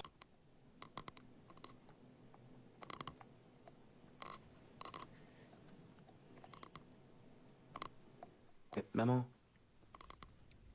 tu prends des amphètes ? Quoi? Des amphétamines. Tu prends des coupes-fins, c'est ça? Je t'ai dit que je voyais un spécialiste. Mais c'est bien ce que je dis. Tu vois un toubib qui te prescrit du speed, c'est ça? Enfin, je vois tout simplement un médecin. Mais qu'est-ce qu'il te donne, maman? Il te donne des comprimés? Bien sûr qu'il me donne des comprimés, c'est un médecin. Mais quel genre de comprimés? Des comprimés bleus, des violets, des oranges. Ce que je veux savoir, c'est ce qu'il y a dedans, maman. Oh, Harry, je m'appelle Sarah Goldfarb, pas Albert Einstein. Comment veux-tu que je sache ce qu'il y a dedans? Et après les avoir pris, est-ce que tu te sens énergique? Est-ce que ça te file la pêche? Oui. Un peu. Un peu? Mais je t'entends grincer des dents d'ici, maman. Oui, peut-être, mais ça s'arrête la nuit. La nuit? Oui, quand je prends le comprimé vert. Je m'endors en 30 minutes. Pouf, comme ça. Maman, il faut que tu arrêtes ça tout de suite. Crois-moi, c'est pas bon, ces trucs-là. Mais comment ça, c'est pas bon? J'ai perdu 12 kilos. Tu parles, et alors? Tu veux peut-être être une droguée? Tu veux flinguer ta santé? Qu'est-ce que tu racontes, une droguée, moi? Mais est-ce que tu me vois baver ou trembler? C'est un excellent médecin. Non, pas excellent, mais très dangereux. Et depuis quand tu t'y connais en médecine, hein? Comment ça se fait que tu connaisses mieux la médecine qu'un médecin? Fais-moi confiance, maman. Je sais. D'accord? Tu pourras plus t'en passer, tu vas finir accro. S'il te plaît, je rentre presque dans ma robe rouge. Celle que je portais le jour de ta remise de diplôme. Celle qui plaisait tant à ton père. Oh, je me rappelle qu'il me trouvait belle dans cette robe rouge. Maman, mais qu'est-ce qu'elle a de si important, cette robe rouge, hein? Eh ben, je vais mettre cette robe... Oh, t'es pas au courant? Je vais passer à la télévision. J'ai reçu un coup de fil et un formulaire que je leur ai retourné. Mais enfin, maman, on te fait un canular. Oh non, crois-moi, c'est sérieux. Je vais participer à une émission de télé. Je sais pas encore quand, ça ils me l'ont pas dit. Oh mais tu verras comme tu seras fière quand tu verras ta mère dans sa robe rouge à la télévision avec ses chaussures dorées. Quelle importance ça que tu passes à la télé? Ces comprimés que tu avales tous les jours, ils vont te tuer avant que tu la fasses, ton émission. L'importance que ça a? Tu as pris un taxi pour venir, tu te rappelles? Tu as vu qui avait la meilleure place? Je suis devenue quelqu'un maintenant. Tout le monde m'aime. Bientôt, des millions de personnes me verront et tous ces gens-là m'aimeront. Je leur parlerai de toi, de ton père, de sa gentillesse envers nous. Tu te rappelles? Alors justement, peut-être en parler, c'est un truc qu'on fait aussi à chaque épisode. Est-ce que vous avez une scène favorite? Bah je viens de le dire, donc à vous. À vous. La question arrive un peu tard, du coup. Mais à vous maintenant. Je te laisse répondre parce que moi, faut que je réfléchisse. Toi, faut que tu réfléchisses. Alors, moi, je pense que d'une manière générale, c'est effectivement les passages avec la mère qui sont... Parce qu'en fait, vraiment, c'est... Elle fait un truc qui n'est pas vu comme une addiction à proprement parler par la majeure partie de la société, quoi. Et donc, je trouve que c'est elle le personnage le plus intéressant de tous. Et à ce titre-là, moi, je trouve que la séquence où, en fait, elle part dans un délire et elle commence à voir son frigo bouger, etc. Mais en fait, malgré tout, elle va s'asseoir dans son fauteuil, prendre ses pilules et commencer à regarder sa télé. Et en fait, il y a vraiment une série de cuts où elle se retourne vers sa télé et elle sourit comme ça et elle se sent à l'aise. Et là, le frigo, elle croit que le frigo bouge, elle se retourne vers le frigo et on voit son visage complètement effrayé et tout. Et putain, vraiment, moi, quand je vois cette scène, c'était super bien joué et ça me fout les tripes, tu vois. Tu vis ce que c'est un délire paranoïaque comme ça et ça fait froid dans le dos, quoi, en fait. Donc voilà, moi, pour cette performance, je pense que c'est cette scène-là et le plan du bras, encore une fois. Qui est dégueulasse. On vous le recommande. Ouais, petit déj, ouais. Pour faire une bonne journée. Promotion chez votre boucher. Bah, moi, c'est à la fois la même scène que Tim, mais moi, le détail que je retiens, c'est quand le fils lui offre une nouvelle télé. Alors, c'est pas un écran plat, mais c'est un écran plat des années 2000, donc c'est une télé un peu moderne.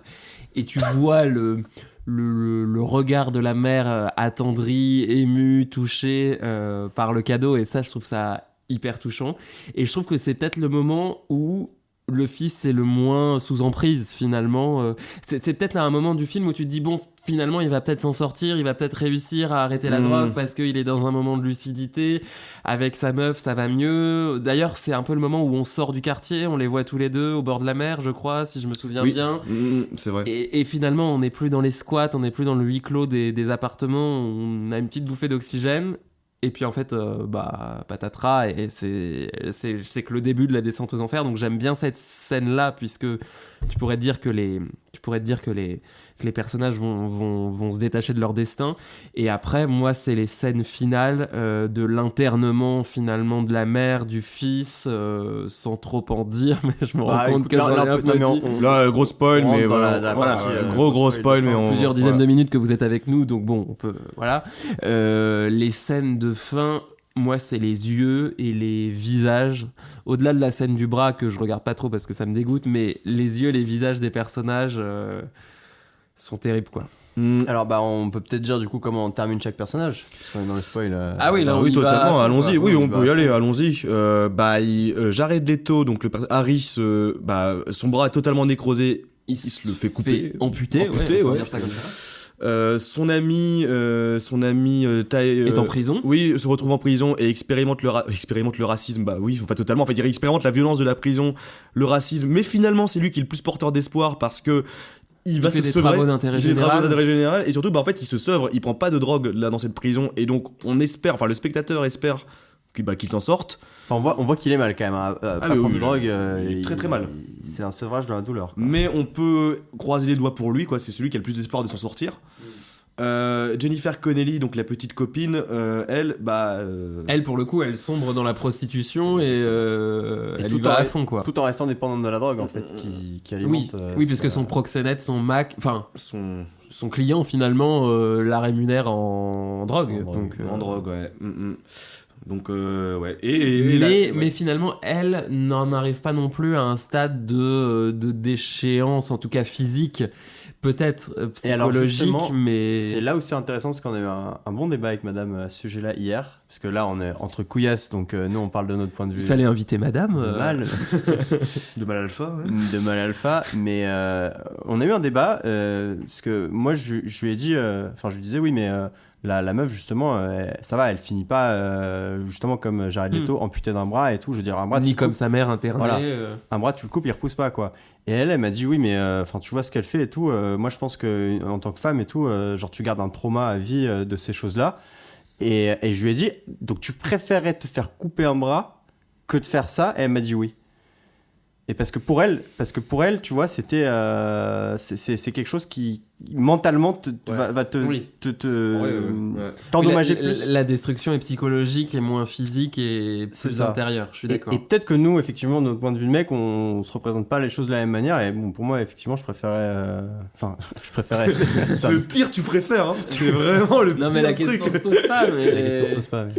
Mais en tout cas, c'est moins visible et tout se passe à l'intérieur finalement. Mais au premier abord, tu pourrais dire oui, c'est celle qui s'en sort le mieux finalement, même si sombrer dans la prostitution n'est pas s'en sortir. Mais après, on peut, en fait, dans le film, je rejoins un petit peu Madame pour ce point de vue-là, c'est que Jared Leto dans le film, il a certes le bras coupé, mais il est hospitalisé et il y a une. Oui, il se soigne. On peut espérer qu'il ait un suivi en fait. Bon, aussi faible soit-il, on peut espérer qu'il s'en sorte lui aussi, même s'il en regardera des stigmates physiques toute sa vie.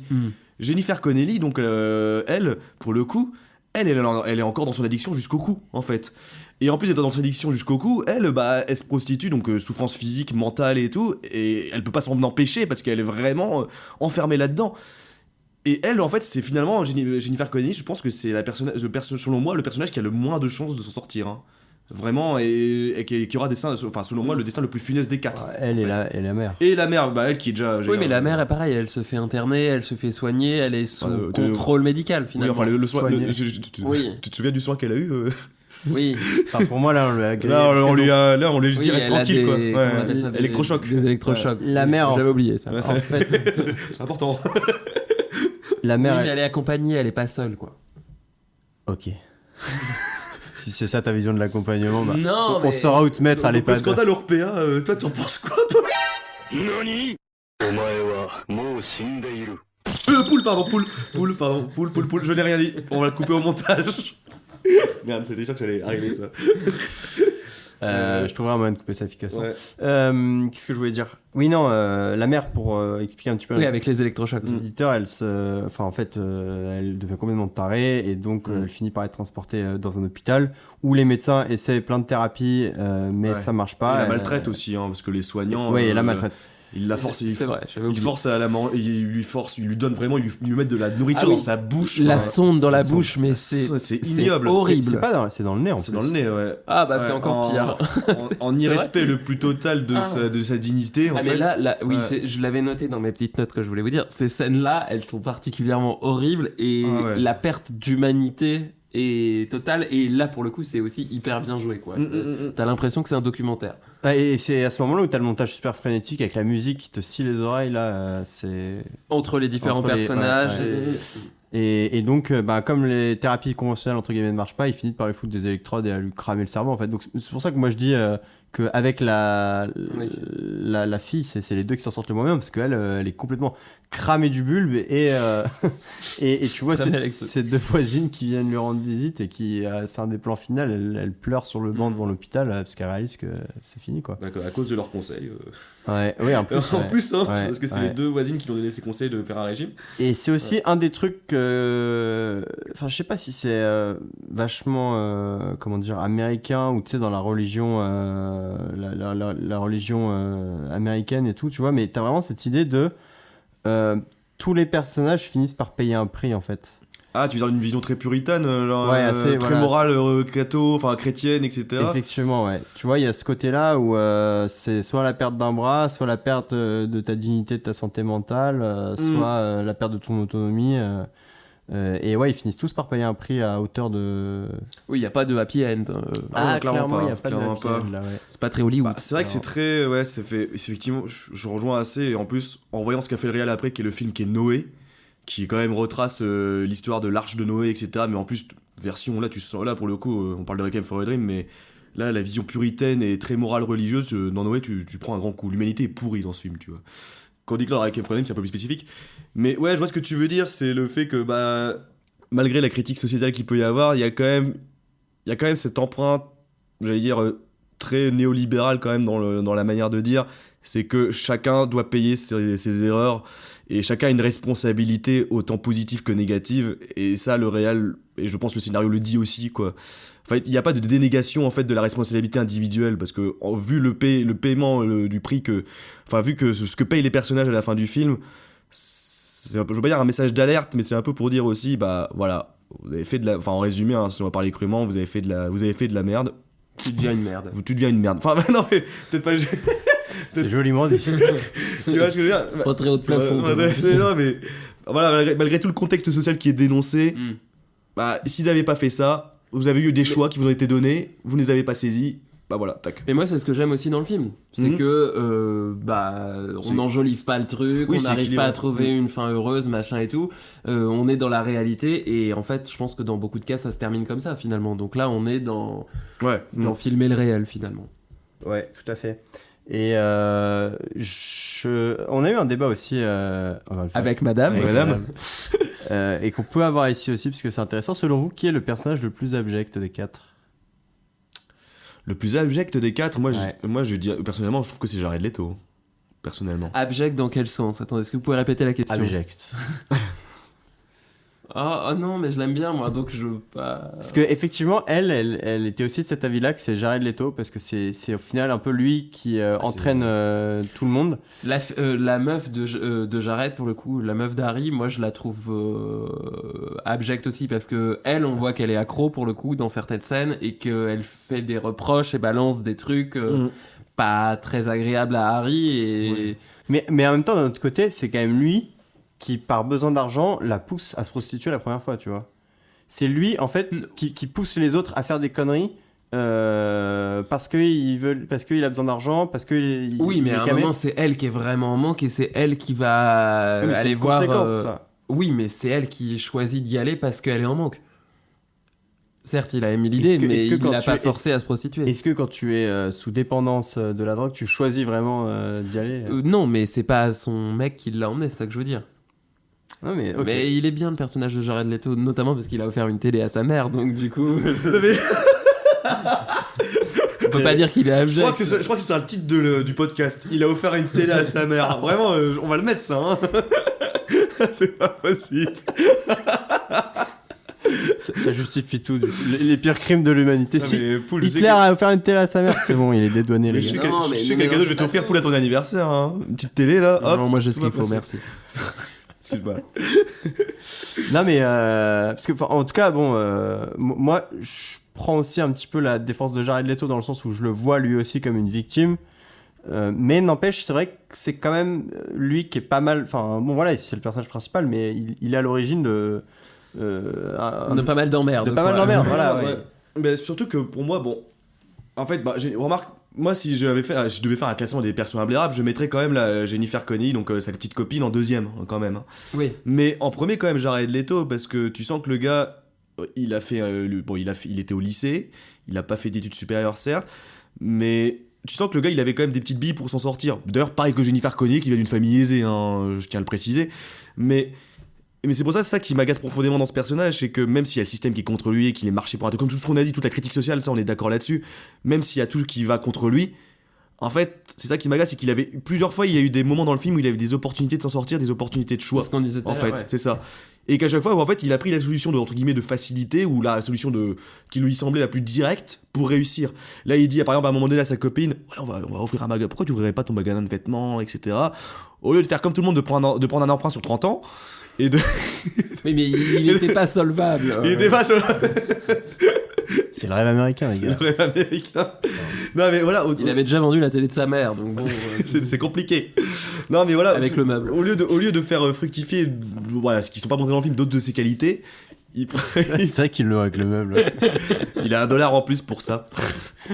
Et la mère après qui va retourner chercher la télé chez le même vendeur quoi, pour la racheter, c'est infernal. C'est cyclique. Non mais c'est hyper bien vu. Devant le meuble. Bah oui, ça rapporte plus de thunes, tu vois. Et s'il y a des stylos dedans, ça rapporte encore plus de thunes. Bon, bah, la télé, elle est un peu dans un drôle d'état, elle vaut plus grand chose, mais bon. Ouais. Et puis ça capte même pas la TNT. Donc, mais en fait, je pense que abject, c'est pas le mot. Parce que abject, pour moi, quelqu'un d'abject, il est conscient d'être abject et il choisit d'être abject. Alors que là, pour moi, ils subissent tous le destin, en fait, finalement. Et Ouais. ils sombrent tous ensemble. Et... Non, mais c'est pour ça, dans l'absolu, je suis d'accord avec toi, mais c'est simplement que elle, en tout cas, elle a détesté le personnage de Jared Leto. ouais. Enfin, elle l'a trouvé abject, en fait, tu vois, pour ces raisons-là. Moi, je l'ai trouvé touchant. Je me range plutôt ton avis, mais voilà, c'est juste que je pense qu'il y a matière à débattre. Non, mais moi je trouve que, en fait, oui, comme on l'a dit au début, c'est que l'une des grandes forces du film, c'est qu'on les trouve, nous tous, on les trouve généralement tous les personnages touchants et attachants, et on s'identifie parfois à eux. Mais si on devait faire quand même un listing de ce qui a été. Une tier list du pire perso. Mais en tout cas, voilà, non, c'est pour moi, Jared Leto, il remporte quand même la palme parce que c'est lui quand même qui est leader du groupe. Plusieurs fois dans le film, on sent qu'il peut s'en sortir ou qu'il y a d'autres solutions qu'il aurait pu aborder ou du moins en parler. Et en fait, il saisit rien, en fait. Il saisit rien du tout et il essaye quand même. Ah bon? Enfin...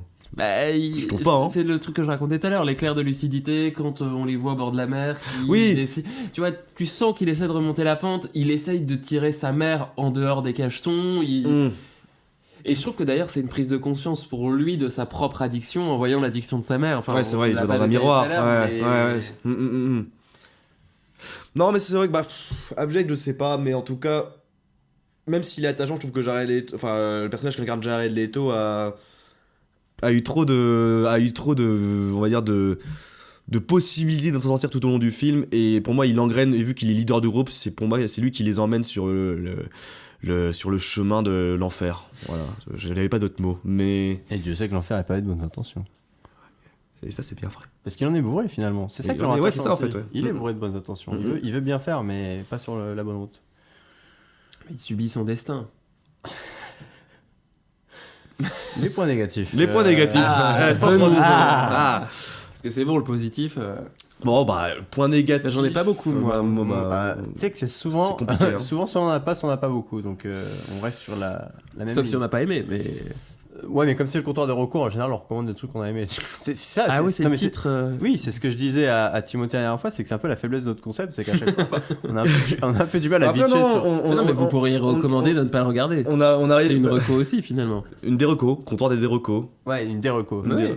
Non, mais recommander. Ça, c'est notre émission qu'on va faire. Ah oui, recommander. Tu seras invité aussi. Ah, merci. On se donne pas trop d'idées à la concurrence, du coup. Non, mais après on arrive quand même relativement à être nuancé sur certains épisodes qui s'y prêtent en vrai. Donc après c'est vrai que dans des trucs entre guillemets cultes ou qu'on a réellement apprécié, c'est quand même un peu compliqué. Mais pour Requiem for a Dream, moi il y a un point négatif. Allez, vas-y. Que je vois. On t'écoute. C'est tout simplement que, enfin, les scènes de la fin. Donc, pour moi elles sont. Alors, je sais pas comment ça se passe aux États-Unis, hein, mais pour moi c'est quand même assez irréaliste, si tu veux. Que déjà Jared Leto il se fait ils vont chez le médecin à cause de son bras et tout. Le mec qui voit ça, son premier réflexe c'est d'appeler les flics il embarque Manu Militari, et le mec il se retrouve au pénitencier sans que personne ait jamais touché à son putain de bras pour faire quelque chose. Enfin, je veux dire, il y a peut-être des ellipses dont on connaît pas. Ouais, mais pour moi c'est quoi ce système de santé? Alors d'accord, c'est les États-Unis, mais je veux dire, je pense qu'il y a quand même à un moment du processus quelque chose de fait avant de l'envoyer au bagne et qui finissent par se faire couper le bras. Donc il y a ça, et c'est pareil pour la mère, tu vois, c'est-à-dire que elle se retrouve à l'hôpital, le médecin lui fait signer un papier alors qu'elle est dans un état de démence avancé pour qu'elle se fasse faire poser des électrodes pour une thérapie. Enfin, et c'est quoi cette thérapie, genre donc tu vois, j'ai un peu l'impression que c'est des procédés qui pourraient avoir lieu justement peut-être dans les années 70 ou dans l'après-guerre mais tu vois, genre dans les années 2000. Ça m'a paru un petit peu fort de café quand même. Oui, mais comme le film est adapté d'un roman qui a lui-même été écrit dans les années 70. C'est pour ça que je dis que c'est peut-être. C'est années 70. C'est peut-être finalement ça se retrouve. Non, mais c'est pour ça que je dis ça. C'est peut-être présent dans le roman d'origine. Mais du coup, moi, là, quand j'ai vu ça, je me suis dit bon, là, c'est un peu fort de café. Ouais, ça m'a un petit peu fait sortir du film. Je me suis dit bon, je pense pas que ça se passerait comme ça dans la vraie vie, tu vois. Mais bon, comme le médecin qui file les enfêtes, au final, un médecin qui a pignon sur rue et qui file des enfêtes comme ça aux yeux de tout le monde. Il va très vite être radié, quoi. Voilà. Et encore une fois, pour le coup, c'était peut-être quelque chose qui était admis il y a plusieurs dizaines d'années, mais voilà, dans les années 2000, ça me semble un petit peu gros aussi. Ouais. Le roman, c'est 1978, je viens de vérifier. Donc oui. Oui, et là peut-être dans les années 70, fin 80, enfin début 80, ça s'entendait peut-être un peu plus ce genre de procédé. Je sais pas, j'étais pas médecin à l'époque. Je suis toujours pas d'ailleurs. Moi j'étais camé à l'époque. Et je peux te dire que... Et non, mais point négatif... problème de réalisme. Pas problème quelques de... raccourcis de... Voilà, quelques facilités de scénario. Mais bon, en même temps, c'est noyé dans le reste qui... Enfin voilà, c'est pas tant un problème que ça, mais c'est un petit détail que j'ai noté en le revoyant. Histoire de dire quelque chose. Histoire de dire quelque chose. C'est vrai que point négatif, en fait... Moi personnellement j'en ai pas en fait. Après moi j'aurais d'autres choses à dire sur à qui recommander, parce que là effectivement ça va dépendre de beaucoup de gens. Et je pense que quelqu'un pourrait avoir du mal avec le rythme du film, en fait, typiquement. Ça, c'est pas un point négatif, pas pour moi, parce que moi, le film, au niveau du montage et tout, je l'ai adoré. Mais quelqu'un pourrait avoir du mal avec cette rapidité, ce côté schizophrénique, pas schizophrénique, c'est pas le mot, mais enchaîné du film, surtout à la fin. Schizophrénique, schizophrénique, c'est le mot, ouais. T'as vraiment l'impression que c'est tout le temps... Ouais, des flashs, en fait. Et surtout vers la fin, en fait. On peut dire, ouais, ça va tellement vite, quoi. T'es en mode, waouh. Et ça, en plus, ça représente vraiment toute l'urgence de la situation, mais... Je peux comprendre que quelqu'un dise oui, la fin est accélérée, j'ai pas eu le temps de voir le dénouement et le... Oh, t'as eu 1h40 quand même pour... Non, mais oui, mais c'est pas mon ressenti. Qu'est-ce qu'il veut, lui? Il est conne. Mais c'est pas mon ressenti, tu vois. Mais je peux comprendre que quelqu'un dise ouais, par rapport à l'attachement que j'ai au personnage, je trouve que la situation est un peu pas dégagée vite, mais ça s'accélère vraiment à la fin. Mais au contraire, moi je trouve que ça monte crescendo et je trouve que le rythme du film va aussi avec le rythme de l'histoire. Ouais, et bien sûr. Mais c'est pour ça que je dis que c'est pas un de mes points négatifs. Je dis juste que ça peut l'être pour certains auditeurs et pour certains spectateurs qui le regardent, de dire que par rapport à ce qui a été mis en place, par rapport aux thèmes qui ont été avancés, que la situation se désamorce de manière très accélérée. Et même si je suis d'accord avec toi, moi ça ne me dérange pas. Ça participe à la narration. Par contre, quelqu'un peut dire, bah effectivement, je trouvais que la fin était rushée. Ça, et rushée, enfin, et va trop vite. Ça va vite, quoi. Ouais. Ça va vite. Et ça, on peut comprendre la critique. Si t'as pas le même sentiment, et voilà. Donc, sinon, j'ai pas d'autre chose à dire. Ouais, là, c'est vraiment pour dire quelque la chose. critique est jugée irrecevable. C'est vraiment pour dire quelque chose. Ouais. Je suis d'accord avec Poul. Poul, toi, t'as des points négatifs? Merci d'avoir essayé, Tim. De rien. Non, moi, finalement, le truc que je me dis, c'est que le film, il a 20 ans, finalement, l'histoire, elle a 50 ans, donc du coup, qu'est-ce qu'il en serait aujourd'hui? Est-ce que si on était dans un présent des années 2020, ça serait pareil ou pas? Je m'interrogeais juste sur est-ce que le film a un peu vieilli ou pas? Ah, pas mal comme question. C'est très bien comme question. Je suis juge de questions. Tu as une gommette. J'ai pas de réponse, mais j'ai des questions, c'est déjà ça. Mais est-ce que toi, il y a des aspects justement du film où tu t'es dit, ah là, peut-être que ça. Au-delà de la télé, qui est une télé des années 2000. Non, mais c'est pas possible. Désolé, je reviens à ça. Je pense que tout a changé finalement dans les moyens d'échanger, dans la manière de se procurer la drogue. Tu vois, rien n'est... les camés vivent toujours dans des squats, ça n'a pas changé, mais tout l'environnement a quand même changé. Ouais, du coup, moi je pense que c'est surtout la forme qui a changé, mais le fond de ce que c'est l'addiction, l'obsession, comme disait Tim, ça c'est des choses qui sont universelles et qui traversent les époques, quoi. Oui, mais... En particulier dans un monde où les gens sont de plus en plus centrés sur soi. Non, mais enfin... non, mais je dis ça en moitié rigolant. C'est vrai que c'est un petit peu cliché, mais on parle souvent de l'isolement avec les smartphones, etc., machin. C'est peut-être effectivement encore plus vrai aujourd'hui qu'il y a 20 ans. Et à l'inverse, tu peux dire qu'il y a aussi plus d'informations et plus de prévention. Si la dame qui est derrière son écran, elle fait que regarder Hanouna toute la journée... Mais ils l'ont pas aux États-Unis, donc... Non, mais après, ce que je trouve la question pertinente, parce que... Merci. Mais je le répète, hein, je t'ai filé ça me touche. Je t'ai filé plein de bons points, là. Mais là, en vrai, je trouve que par rapport à la thématique qui est l'isolement, l'obsession, etc., je trouve que on parlait du développement personnel. Là, le film nous montre d'ailleurs que la dame regarde des programmes où il dit « Ouais, moi j'ai abandonné le sucre, je prends ça, pour mieux vivre et tout. » Et qui en fait fournissent un peu des recettes toutes faites pour accéder au bonheur. Ça, avec Jules, on en parle pas mal en fait en ce moment du développement personnel et des grandes critiques. D'ailleurs, j'ai acheté le livre Apicratie de Eva Illouz. Entre parenthèses, je commence à lire, il est passionnant, je te le filerai. Voilà. Avec plaisir. On fera peut-être un épisode dessus, il est passionnant. Mais du coup, pour revenir à notre débat, je trouve que ce film est encore d'actualité, 100%. Et même il est encore plus vrai aujourd'hui. C'est-à-dire que je vais vraiment avoir la phrase de l'anti-moderne, mais vraiment Allez, le React. Mais ce que je veux dire un truc, c'est que avec le développement maintenant de pseudo-influenceurs qui balancent des programmes de développement personnel, qui marchandisent le bonheur à outrance, qui te disent quoi faire, qui te disent comment vivre, de faire tel régime, de faire du yoga devant la Tour Eiffel à 5h du matin. Spoiler alerte, il fait froid, ne faites pas ça en fait, ça sert à rien.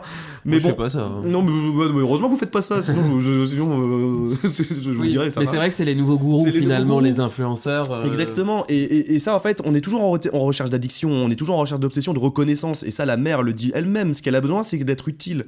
Et ce besoin d'appartenance. Ce qu'elle veut, elle, c'est que les gens l'aiment et qu'elle le dit, tu sais, quand elle dit. J'ai noté la phrase. Ouais. Oh, c'est beau. Tout ce que je veux, c'est une petite vie tranquille et heureuse. Et elle dit, voilà, depuis que. C'était pas la bonne phrase. Depuis que. C'est pas ce à quoi je pensais, mais c'était une bonne phrase. Ah, pardon. Elle est destinée, quoi. Non, mais elle, tu vois, elle dit. Après, elle dit, je suis devenu quelqu'un maintenant. Voilà, je suis devenu quelqu'un maintenant. J'en avais noté plusieurs, voilà. et tu vois, et maintenant qu'elles savent, mes amis, que je vais passer à la télé, tu vois, elle me laisse le meilleur siège dans.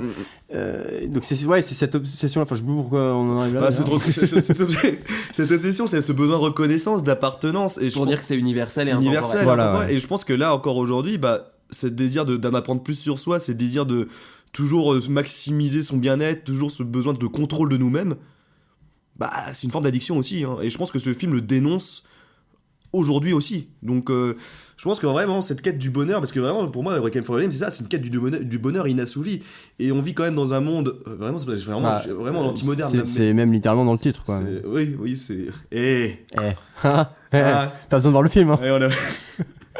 Ça se voit qu'on est smart, purée. Oh, on dit des choses. Oh là là, on est tellement intelligent, quoi. Et non, mais et là encore plus aujourd'hui, parce que vu le nombre de choses qu'on peut voir où on doit être centré sur soi-même, on doit être dans le contrôle, où plein d'émotions comme la rage, la tristesse sont, je veux pas dire, sont mis sur le côté, doivent être canalisés parce que c'est mal vu par la société. Enfin, je veux dire, on vit quand même dans un monde qui a tendance à se banaliser sur plusieurs plans, tu vois, je parle en général.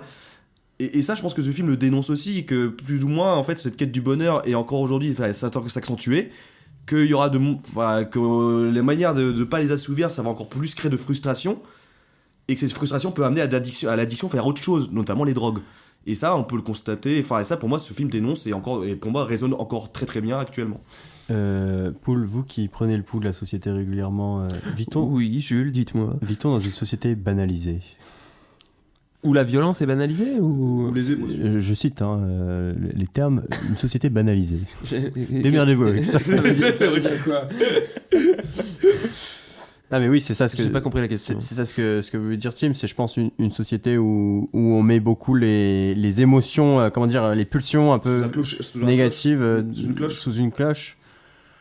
En même temps, vous trouvez vraiment qu'on les met sous cloche nos pulsions ? Je sais pas si on le fait plus ou moins qu'hier, hein, c'est un grand débat, mais donc ça je sais c'était pas. Mieux avant. C'était mieux avant. Non mais ça, en vrai je ne sais pas, tu vois, mais si on le faisait mieux, enfin pas moins ou pas, mais par contre en tout cas, je pense qu'effectivement avec la multiplication des écrans et le fait que avec les algorithmes, on est beaucoup plus confronté à du contenu entre guillemets personnalisé, c'est les procédés qu'on voit à la télé, la télé de la mer, et qui existe encore aujourd'hui, sont encore plus redoutables par contre parce qu'ils ciblent beaucoup plus les individus et leurs faiblesses et leurs envies, et donc peut-être qu'effectivement c'est un problème qui est encore plus aigu aujourd'hui. Bon, au point que voilà, il y a des bouquins qui sortent sur Apicratie et compagnie. C'est ça, et en fait, c'est là où je veux en venir, c'est que je sais pas avant on était moins là-dessus, et c'est vraiment un truc très contemporain en fait, ce qu'on est en train de vivre actuellement. C'est vraiment un truc très contemporain ce qu'on est en train de vivre actuellement. Là, tu vois, ça commence à devenir la fin du podcast et on sent que mes phrases là, le nombre de mots il se rallonge et la phrase ne veut rien dire. C'est terrible. Soubélou, pop, pop, pop. C'est vraiment ça, quoi. On dirait les mecs à la présidentielle qui essaient de gagner du temps de parole. Oui, alors j'ai gagné 5 minutes. Non, mais. J'ai perdu un peu le fil personnellement. Ça arrive. Non, de quel film déjà Bambi. Ah oui. Non mais vraiment ce que je veux dire c'est que à chaque fois qu'on a maintenant un problème, une dépression, la moindre faiblesse, beaucoup de gens vont avoir tendance à, et il y en a plus, enfin il y a beaucoup de personnes comme ça, hein, vraiment, qui vont avoir tendance à lire un livre, contenir sa tristesse, contenir sa colère, comment réprimer les émotions négatives en ayant, on va dire, l'affirmation et comme principe que les émotions négatives c'est de la merde. en se disant qu'il faut vraiment les mettre sous cloche parce que c'est soit mal vu, soit c'est une faiblesse. Ouais, c'est Thibaut InShape, t'es en dépression, bah va mieux, connard. Oui, mais c'est exactement. Bah, c'est exactement ça. Non, c'est vrai. C'est exactement ça. Et ça, tu vois, il y a de plus en plus de gens qui se disent ah bah non, mais si je me sens mal, c'est que c'est moi qui suis pas assez bien, c'est ma faute, etc. On revient sur le terme du développement personnel. Et c'est ce que dit Eva Illouz dans son article et même dans son livre, cette critique-là, c'est que bah ça nous déconnecte de plus en plus. Tout ça pour revenir à Requiem for a Dream, c'est que Requiem for a Dream, il nous montre les travers des personnes qui sont trop concentrées sur eux, en fait, aussi. Il montre les travers de personnes qui sont trop centrées sur leur bonheur personnel et qui ont envie, bah, ce qui est normal, ce qui est pas un mal en soi d'aller bien, mais qui sont tellement matrixés par cela qu'ils en perdent l'essentiel, c'est-à-dire le contact avec les gens, aussi. Oui, mais ils sont... Enfin... Tu sous-entends qu'ils sont presque égoïstes dans leur quête du bonheur. Mais je dis pas qu'ils sont égoïstes, je dis juste qu'ils sont trop. Enfin, je dis pas qu'ils sont égoïstes. L'individualisme, c'est pas l'équivalent pour moi d'être égoïste, tu vois. Oui, mais moi je les trouve pas forcément individualistes. Bah, moi, parce que la mère, tu vois, elle veut être avec son fils et sa meuf. Le fils, il veut construire quelque chose pour sa meuf. Oui, mais non, mais ce que je veux dire, c'est que c'est pas le bonheur en soi, c'est pas le but en lui-même qui est égoïste ou individualiste. C'est plus le fait d'être tellement obnubilé et avoir une pensée couloir là-dessus. Le fait d'être tout le temps dans le contrôle, enfin d'ailleurs il ne le contrôle pas, mais ouais. Oui, non, mais ce que je veux dire, c'est que le fait de vouloir tellement avoir un but fixé comme cela et avoir une pensée pour moi couloir, et la critique en elle-même, on parlait d'isolement. En fait, la réalité ne correspond pas à ce que eux ils rêvent, et donc par conséquent ils préfèrent se couper, ils se coupent complètement de cette réalité parce qu'elle les fait souffrir. Mais enfin tu vois, c'est un peu le cercle vicieux, c'est-à-dire que ce faisant, du coup ils s'isolent de plus en plus les uns des autres. Pour preuve que par exemple ils veulent être dans le contrôle permanent de leurs émotions, c'est que tu vois une scène où tu as Jared Leto qui quitte sa mère, il a la larme à l'œil, première chose qu'il fait, il se drogue pour se sentir bien, pour éviter de ressentir cette émotion négative. C'est ça en fait que pour moi le film dénonce et qui fait écho pour moi à notre société contemporaine, enfin à notre société contemporaine. Vraiment la phrase de connard science piste, yes. Et non mais voilà, donc voilà, non c'est ça que je trouve ça hyper intéressant, cette résonance. Donc pour répondre à ta question, oui, en gros ce film est totalement d'actualité quoi. Voilà, c'est tout ça pour dire. T'es en train de dire que j'avais une question conne quoi. Du coup on n'a pas du tout parlé des points négatifs, mais au moins ça nous aura fait un petit truc en plus. Oui, parce que quand j'essaie de balancer un point négatif, on me dit que voilà. Quel numéro. Non bon bah est-ce qu'on a fait le tour, si vous avez d'autres choses notamment sur les points négatifs à ajouter, messieurs? Pour moi c'est bon. Je n'ai plus rien à dire. On est bon. Ok. Eh ben, écoutez, je propose qu'on commence par Poul. À qui est-ce que tu recommanderais ce genre de film?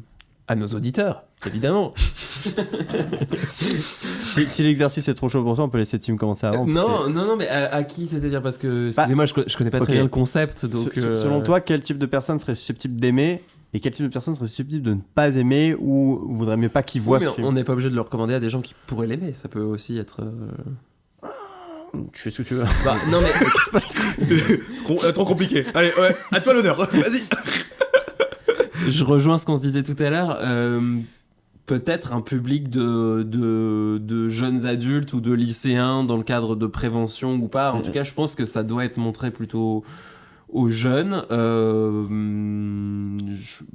Pour moi, enfin.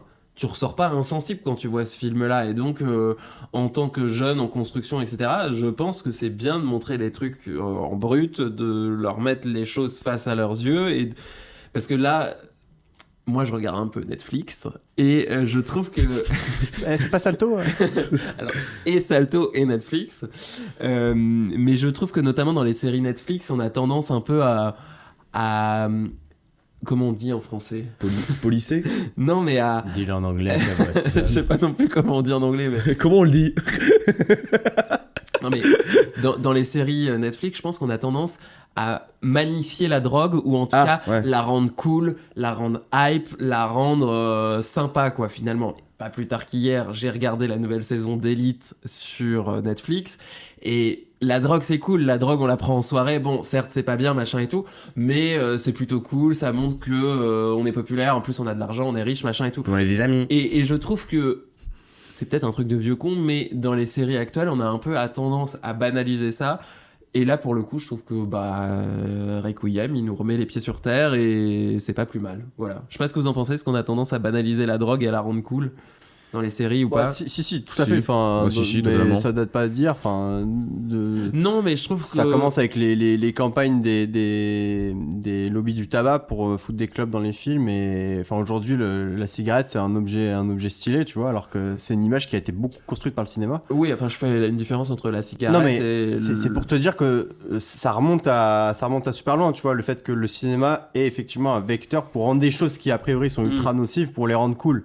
Et la drogue, bah oui, tu regardes, enfin, je pense que c'est à partir des années 80 hein, que ça a commencé vraiment dans les films, ce fait de montrer de la drogue. Là, je veux dire pour le jeune public. C'est-à-dire que ouais, bien sûr. Il y a enfin, pour le jeune public, mais même pour tu vois, toi, t'étais pas dans ta prime jeunesse non plus.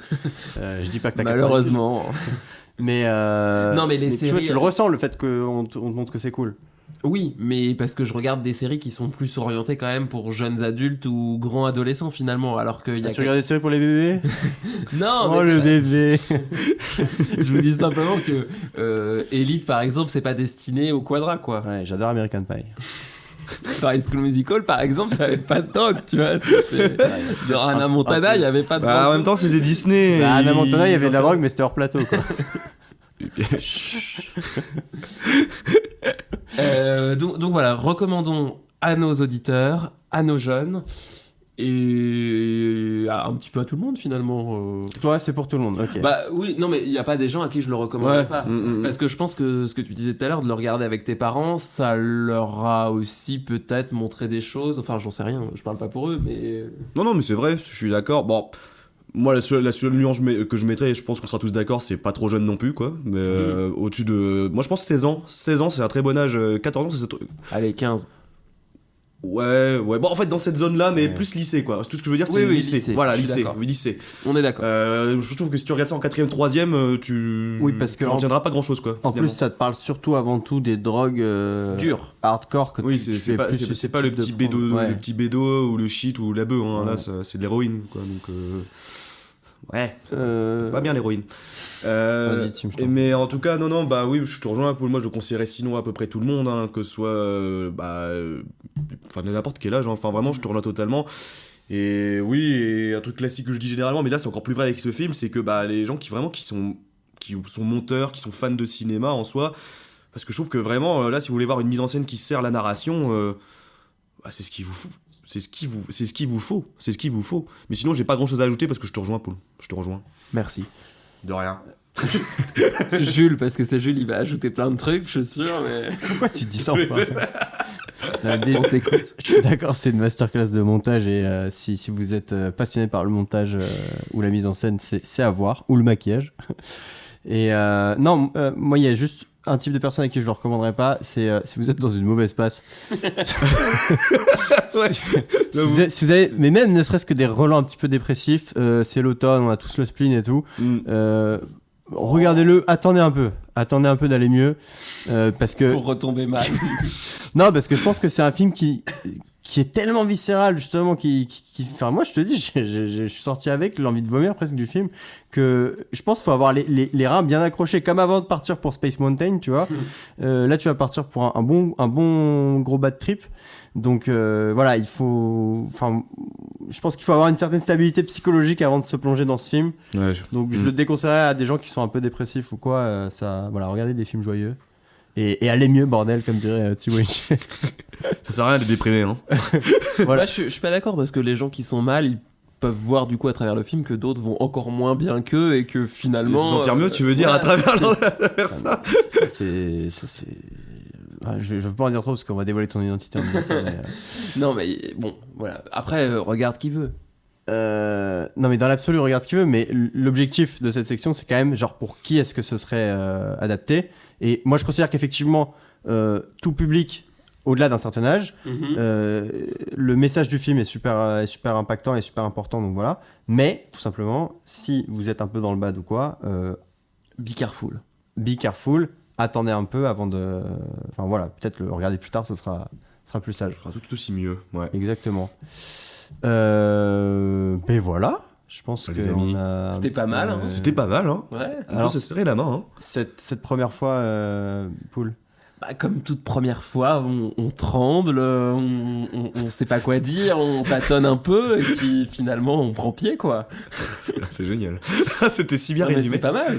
Non, c'était vraiment bien. Non, mais c'est très agréable. J'espère que j'ai pas trop bafouillé, et sinon je m'en excuse auprès de nos amis podcasteurs. Il y a les commentaires pour mettre des critiques. Hein. Voilà, n'oubliez pas de mettre 5 étoiles. Non, on peut noter. Hein, on c'est peut ça, noter, voilà. notamment sur Spotify, Apple Podcasts, Deezer, toutes les plateformes de streaming. N'hésitez pas à partager à vos amis également. Très important. Faire tourner sur les réseaux sociaux. Très important aussi. Eh bien, c'est vrai qu'on a l'habitude normalement à chaque fin d'épisode de teaser le prochain. Le problème c'est que ils ont pas bossé dessus. Non, justement. On était tellement concentrés sur le fait d'enfin obtenir cet invité que ça nous a pompé toute notre énergie et qu'on n'avait plus de place pour le reste. Exactement. À d'autres. Tout ce qu'on peut vous dire, c'est que c'est certes le premier invité, mais ce ne sera pas le dernier. Il y en aura d'autres. La liste est encore assez longue. Et on ne sait pas encore de quoi on va parler la prochaine fois, mais c'est pas mal, comme ça sera la surprise. Ça sera la surprise, et même pour nous. On n'a pas préparé. Est-ce qu'on s'est tout dit, messieurs ? Oui, maintenant allez regarder le film, mettez la musique, voilà. Et puis, peut-être que déjà la première étape, la musique est dispo sur Spotify, YouTube, hein, je vous le dis. Voilà. Vraiment pas mal. Et sur Deezer également. Et Deezer également, oui. Aussi. C'est vrai, oui. C'est Sur vrai. vos plateformes, vous tapez Requiem for a Dream et ça va vous bombarder les oreilles. Donc voilà, allez-y, chers auditeurs. Foncez. C'est une de nos principales recos, hein, Requiem for a Dream. Et c'est pas pour rien qu'on a invité un expert de la drogue pour en parler. Fake news. Parce qu'en vrai, son vrai métier, c'est en Colombie. C'est pour ça qu'on peut pas dire qui c'est en fait. Hein, parce que sinon, il se fait rattraper par les stupes, le con. Oh le con. Oh Marcel. T'as encore déconné. On va couper, je pense. Hein. Bon. Et sur ces notes joyeuses, chers auditeurs, nous vous remercions encore une fois. Merci à tous pour votre écoute. Merci Poul de ta présence. Et puis on se retrouve très bientôt pour un nouvel épisode du comptoir des recos.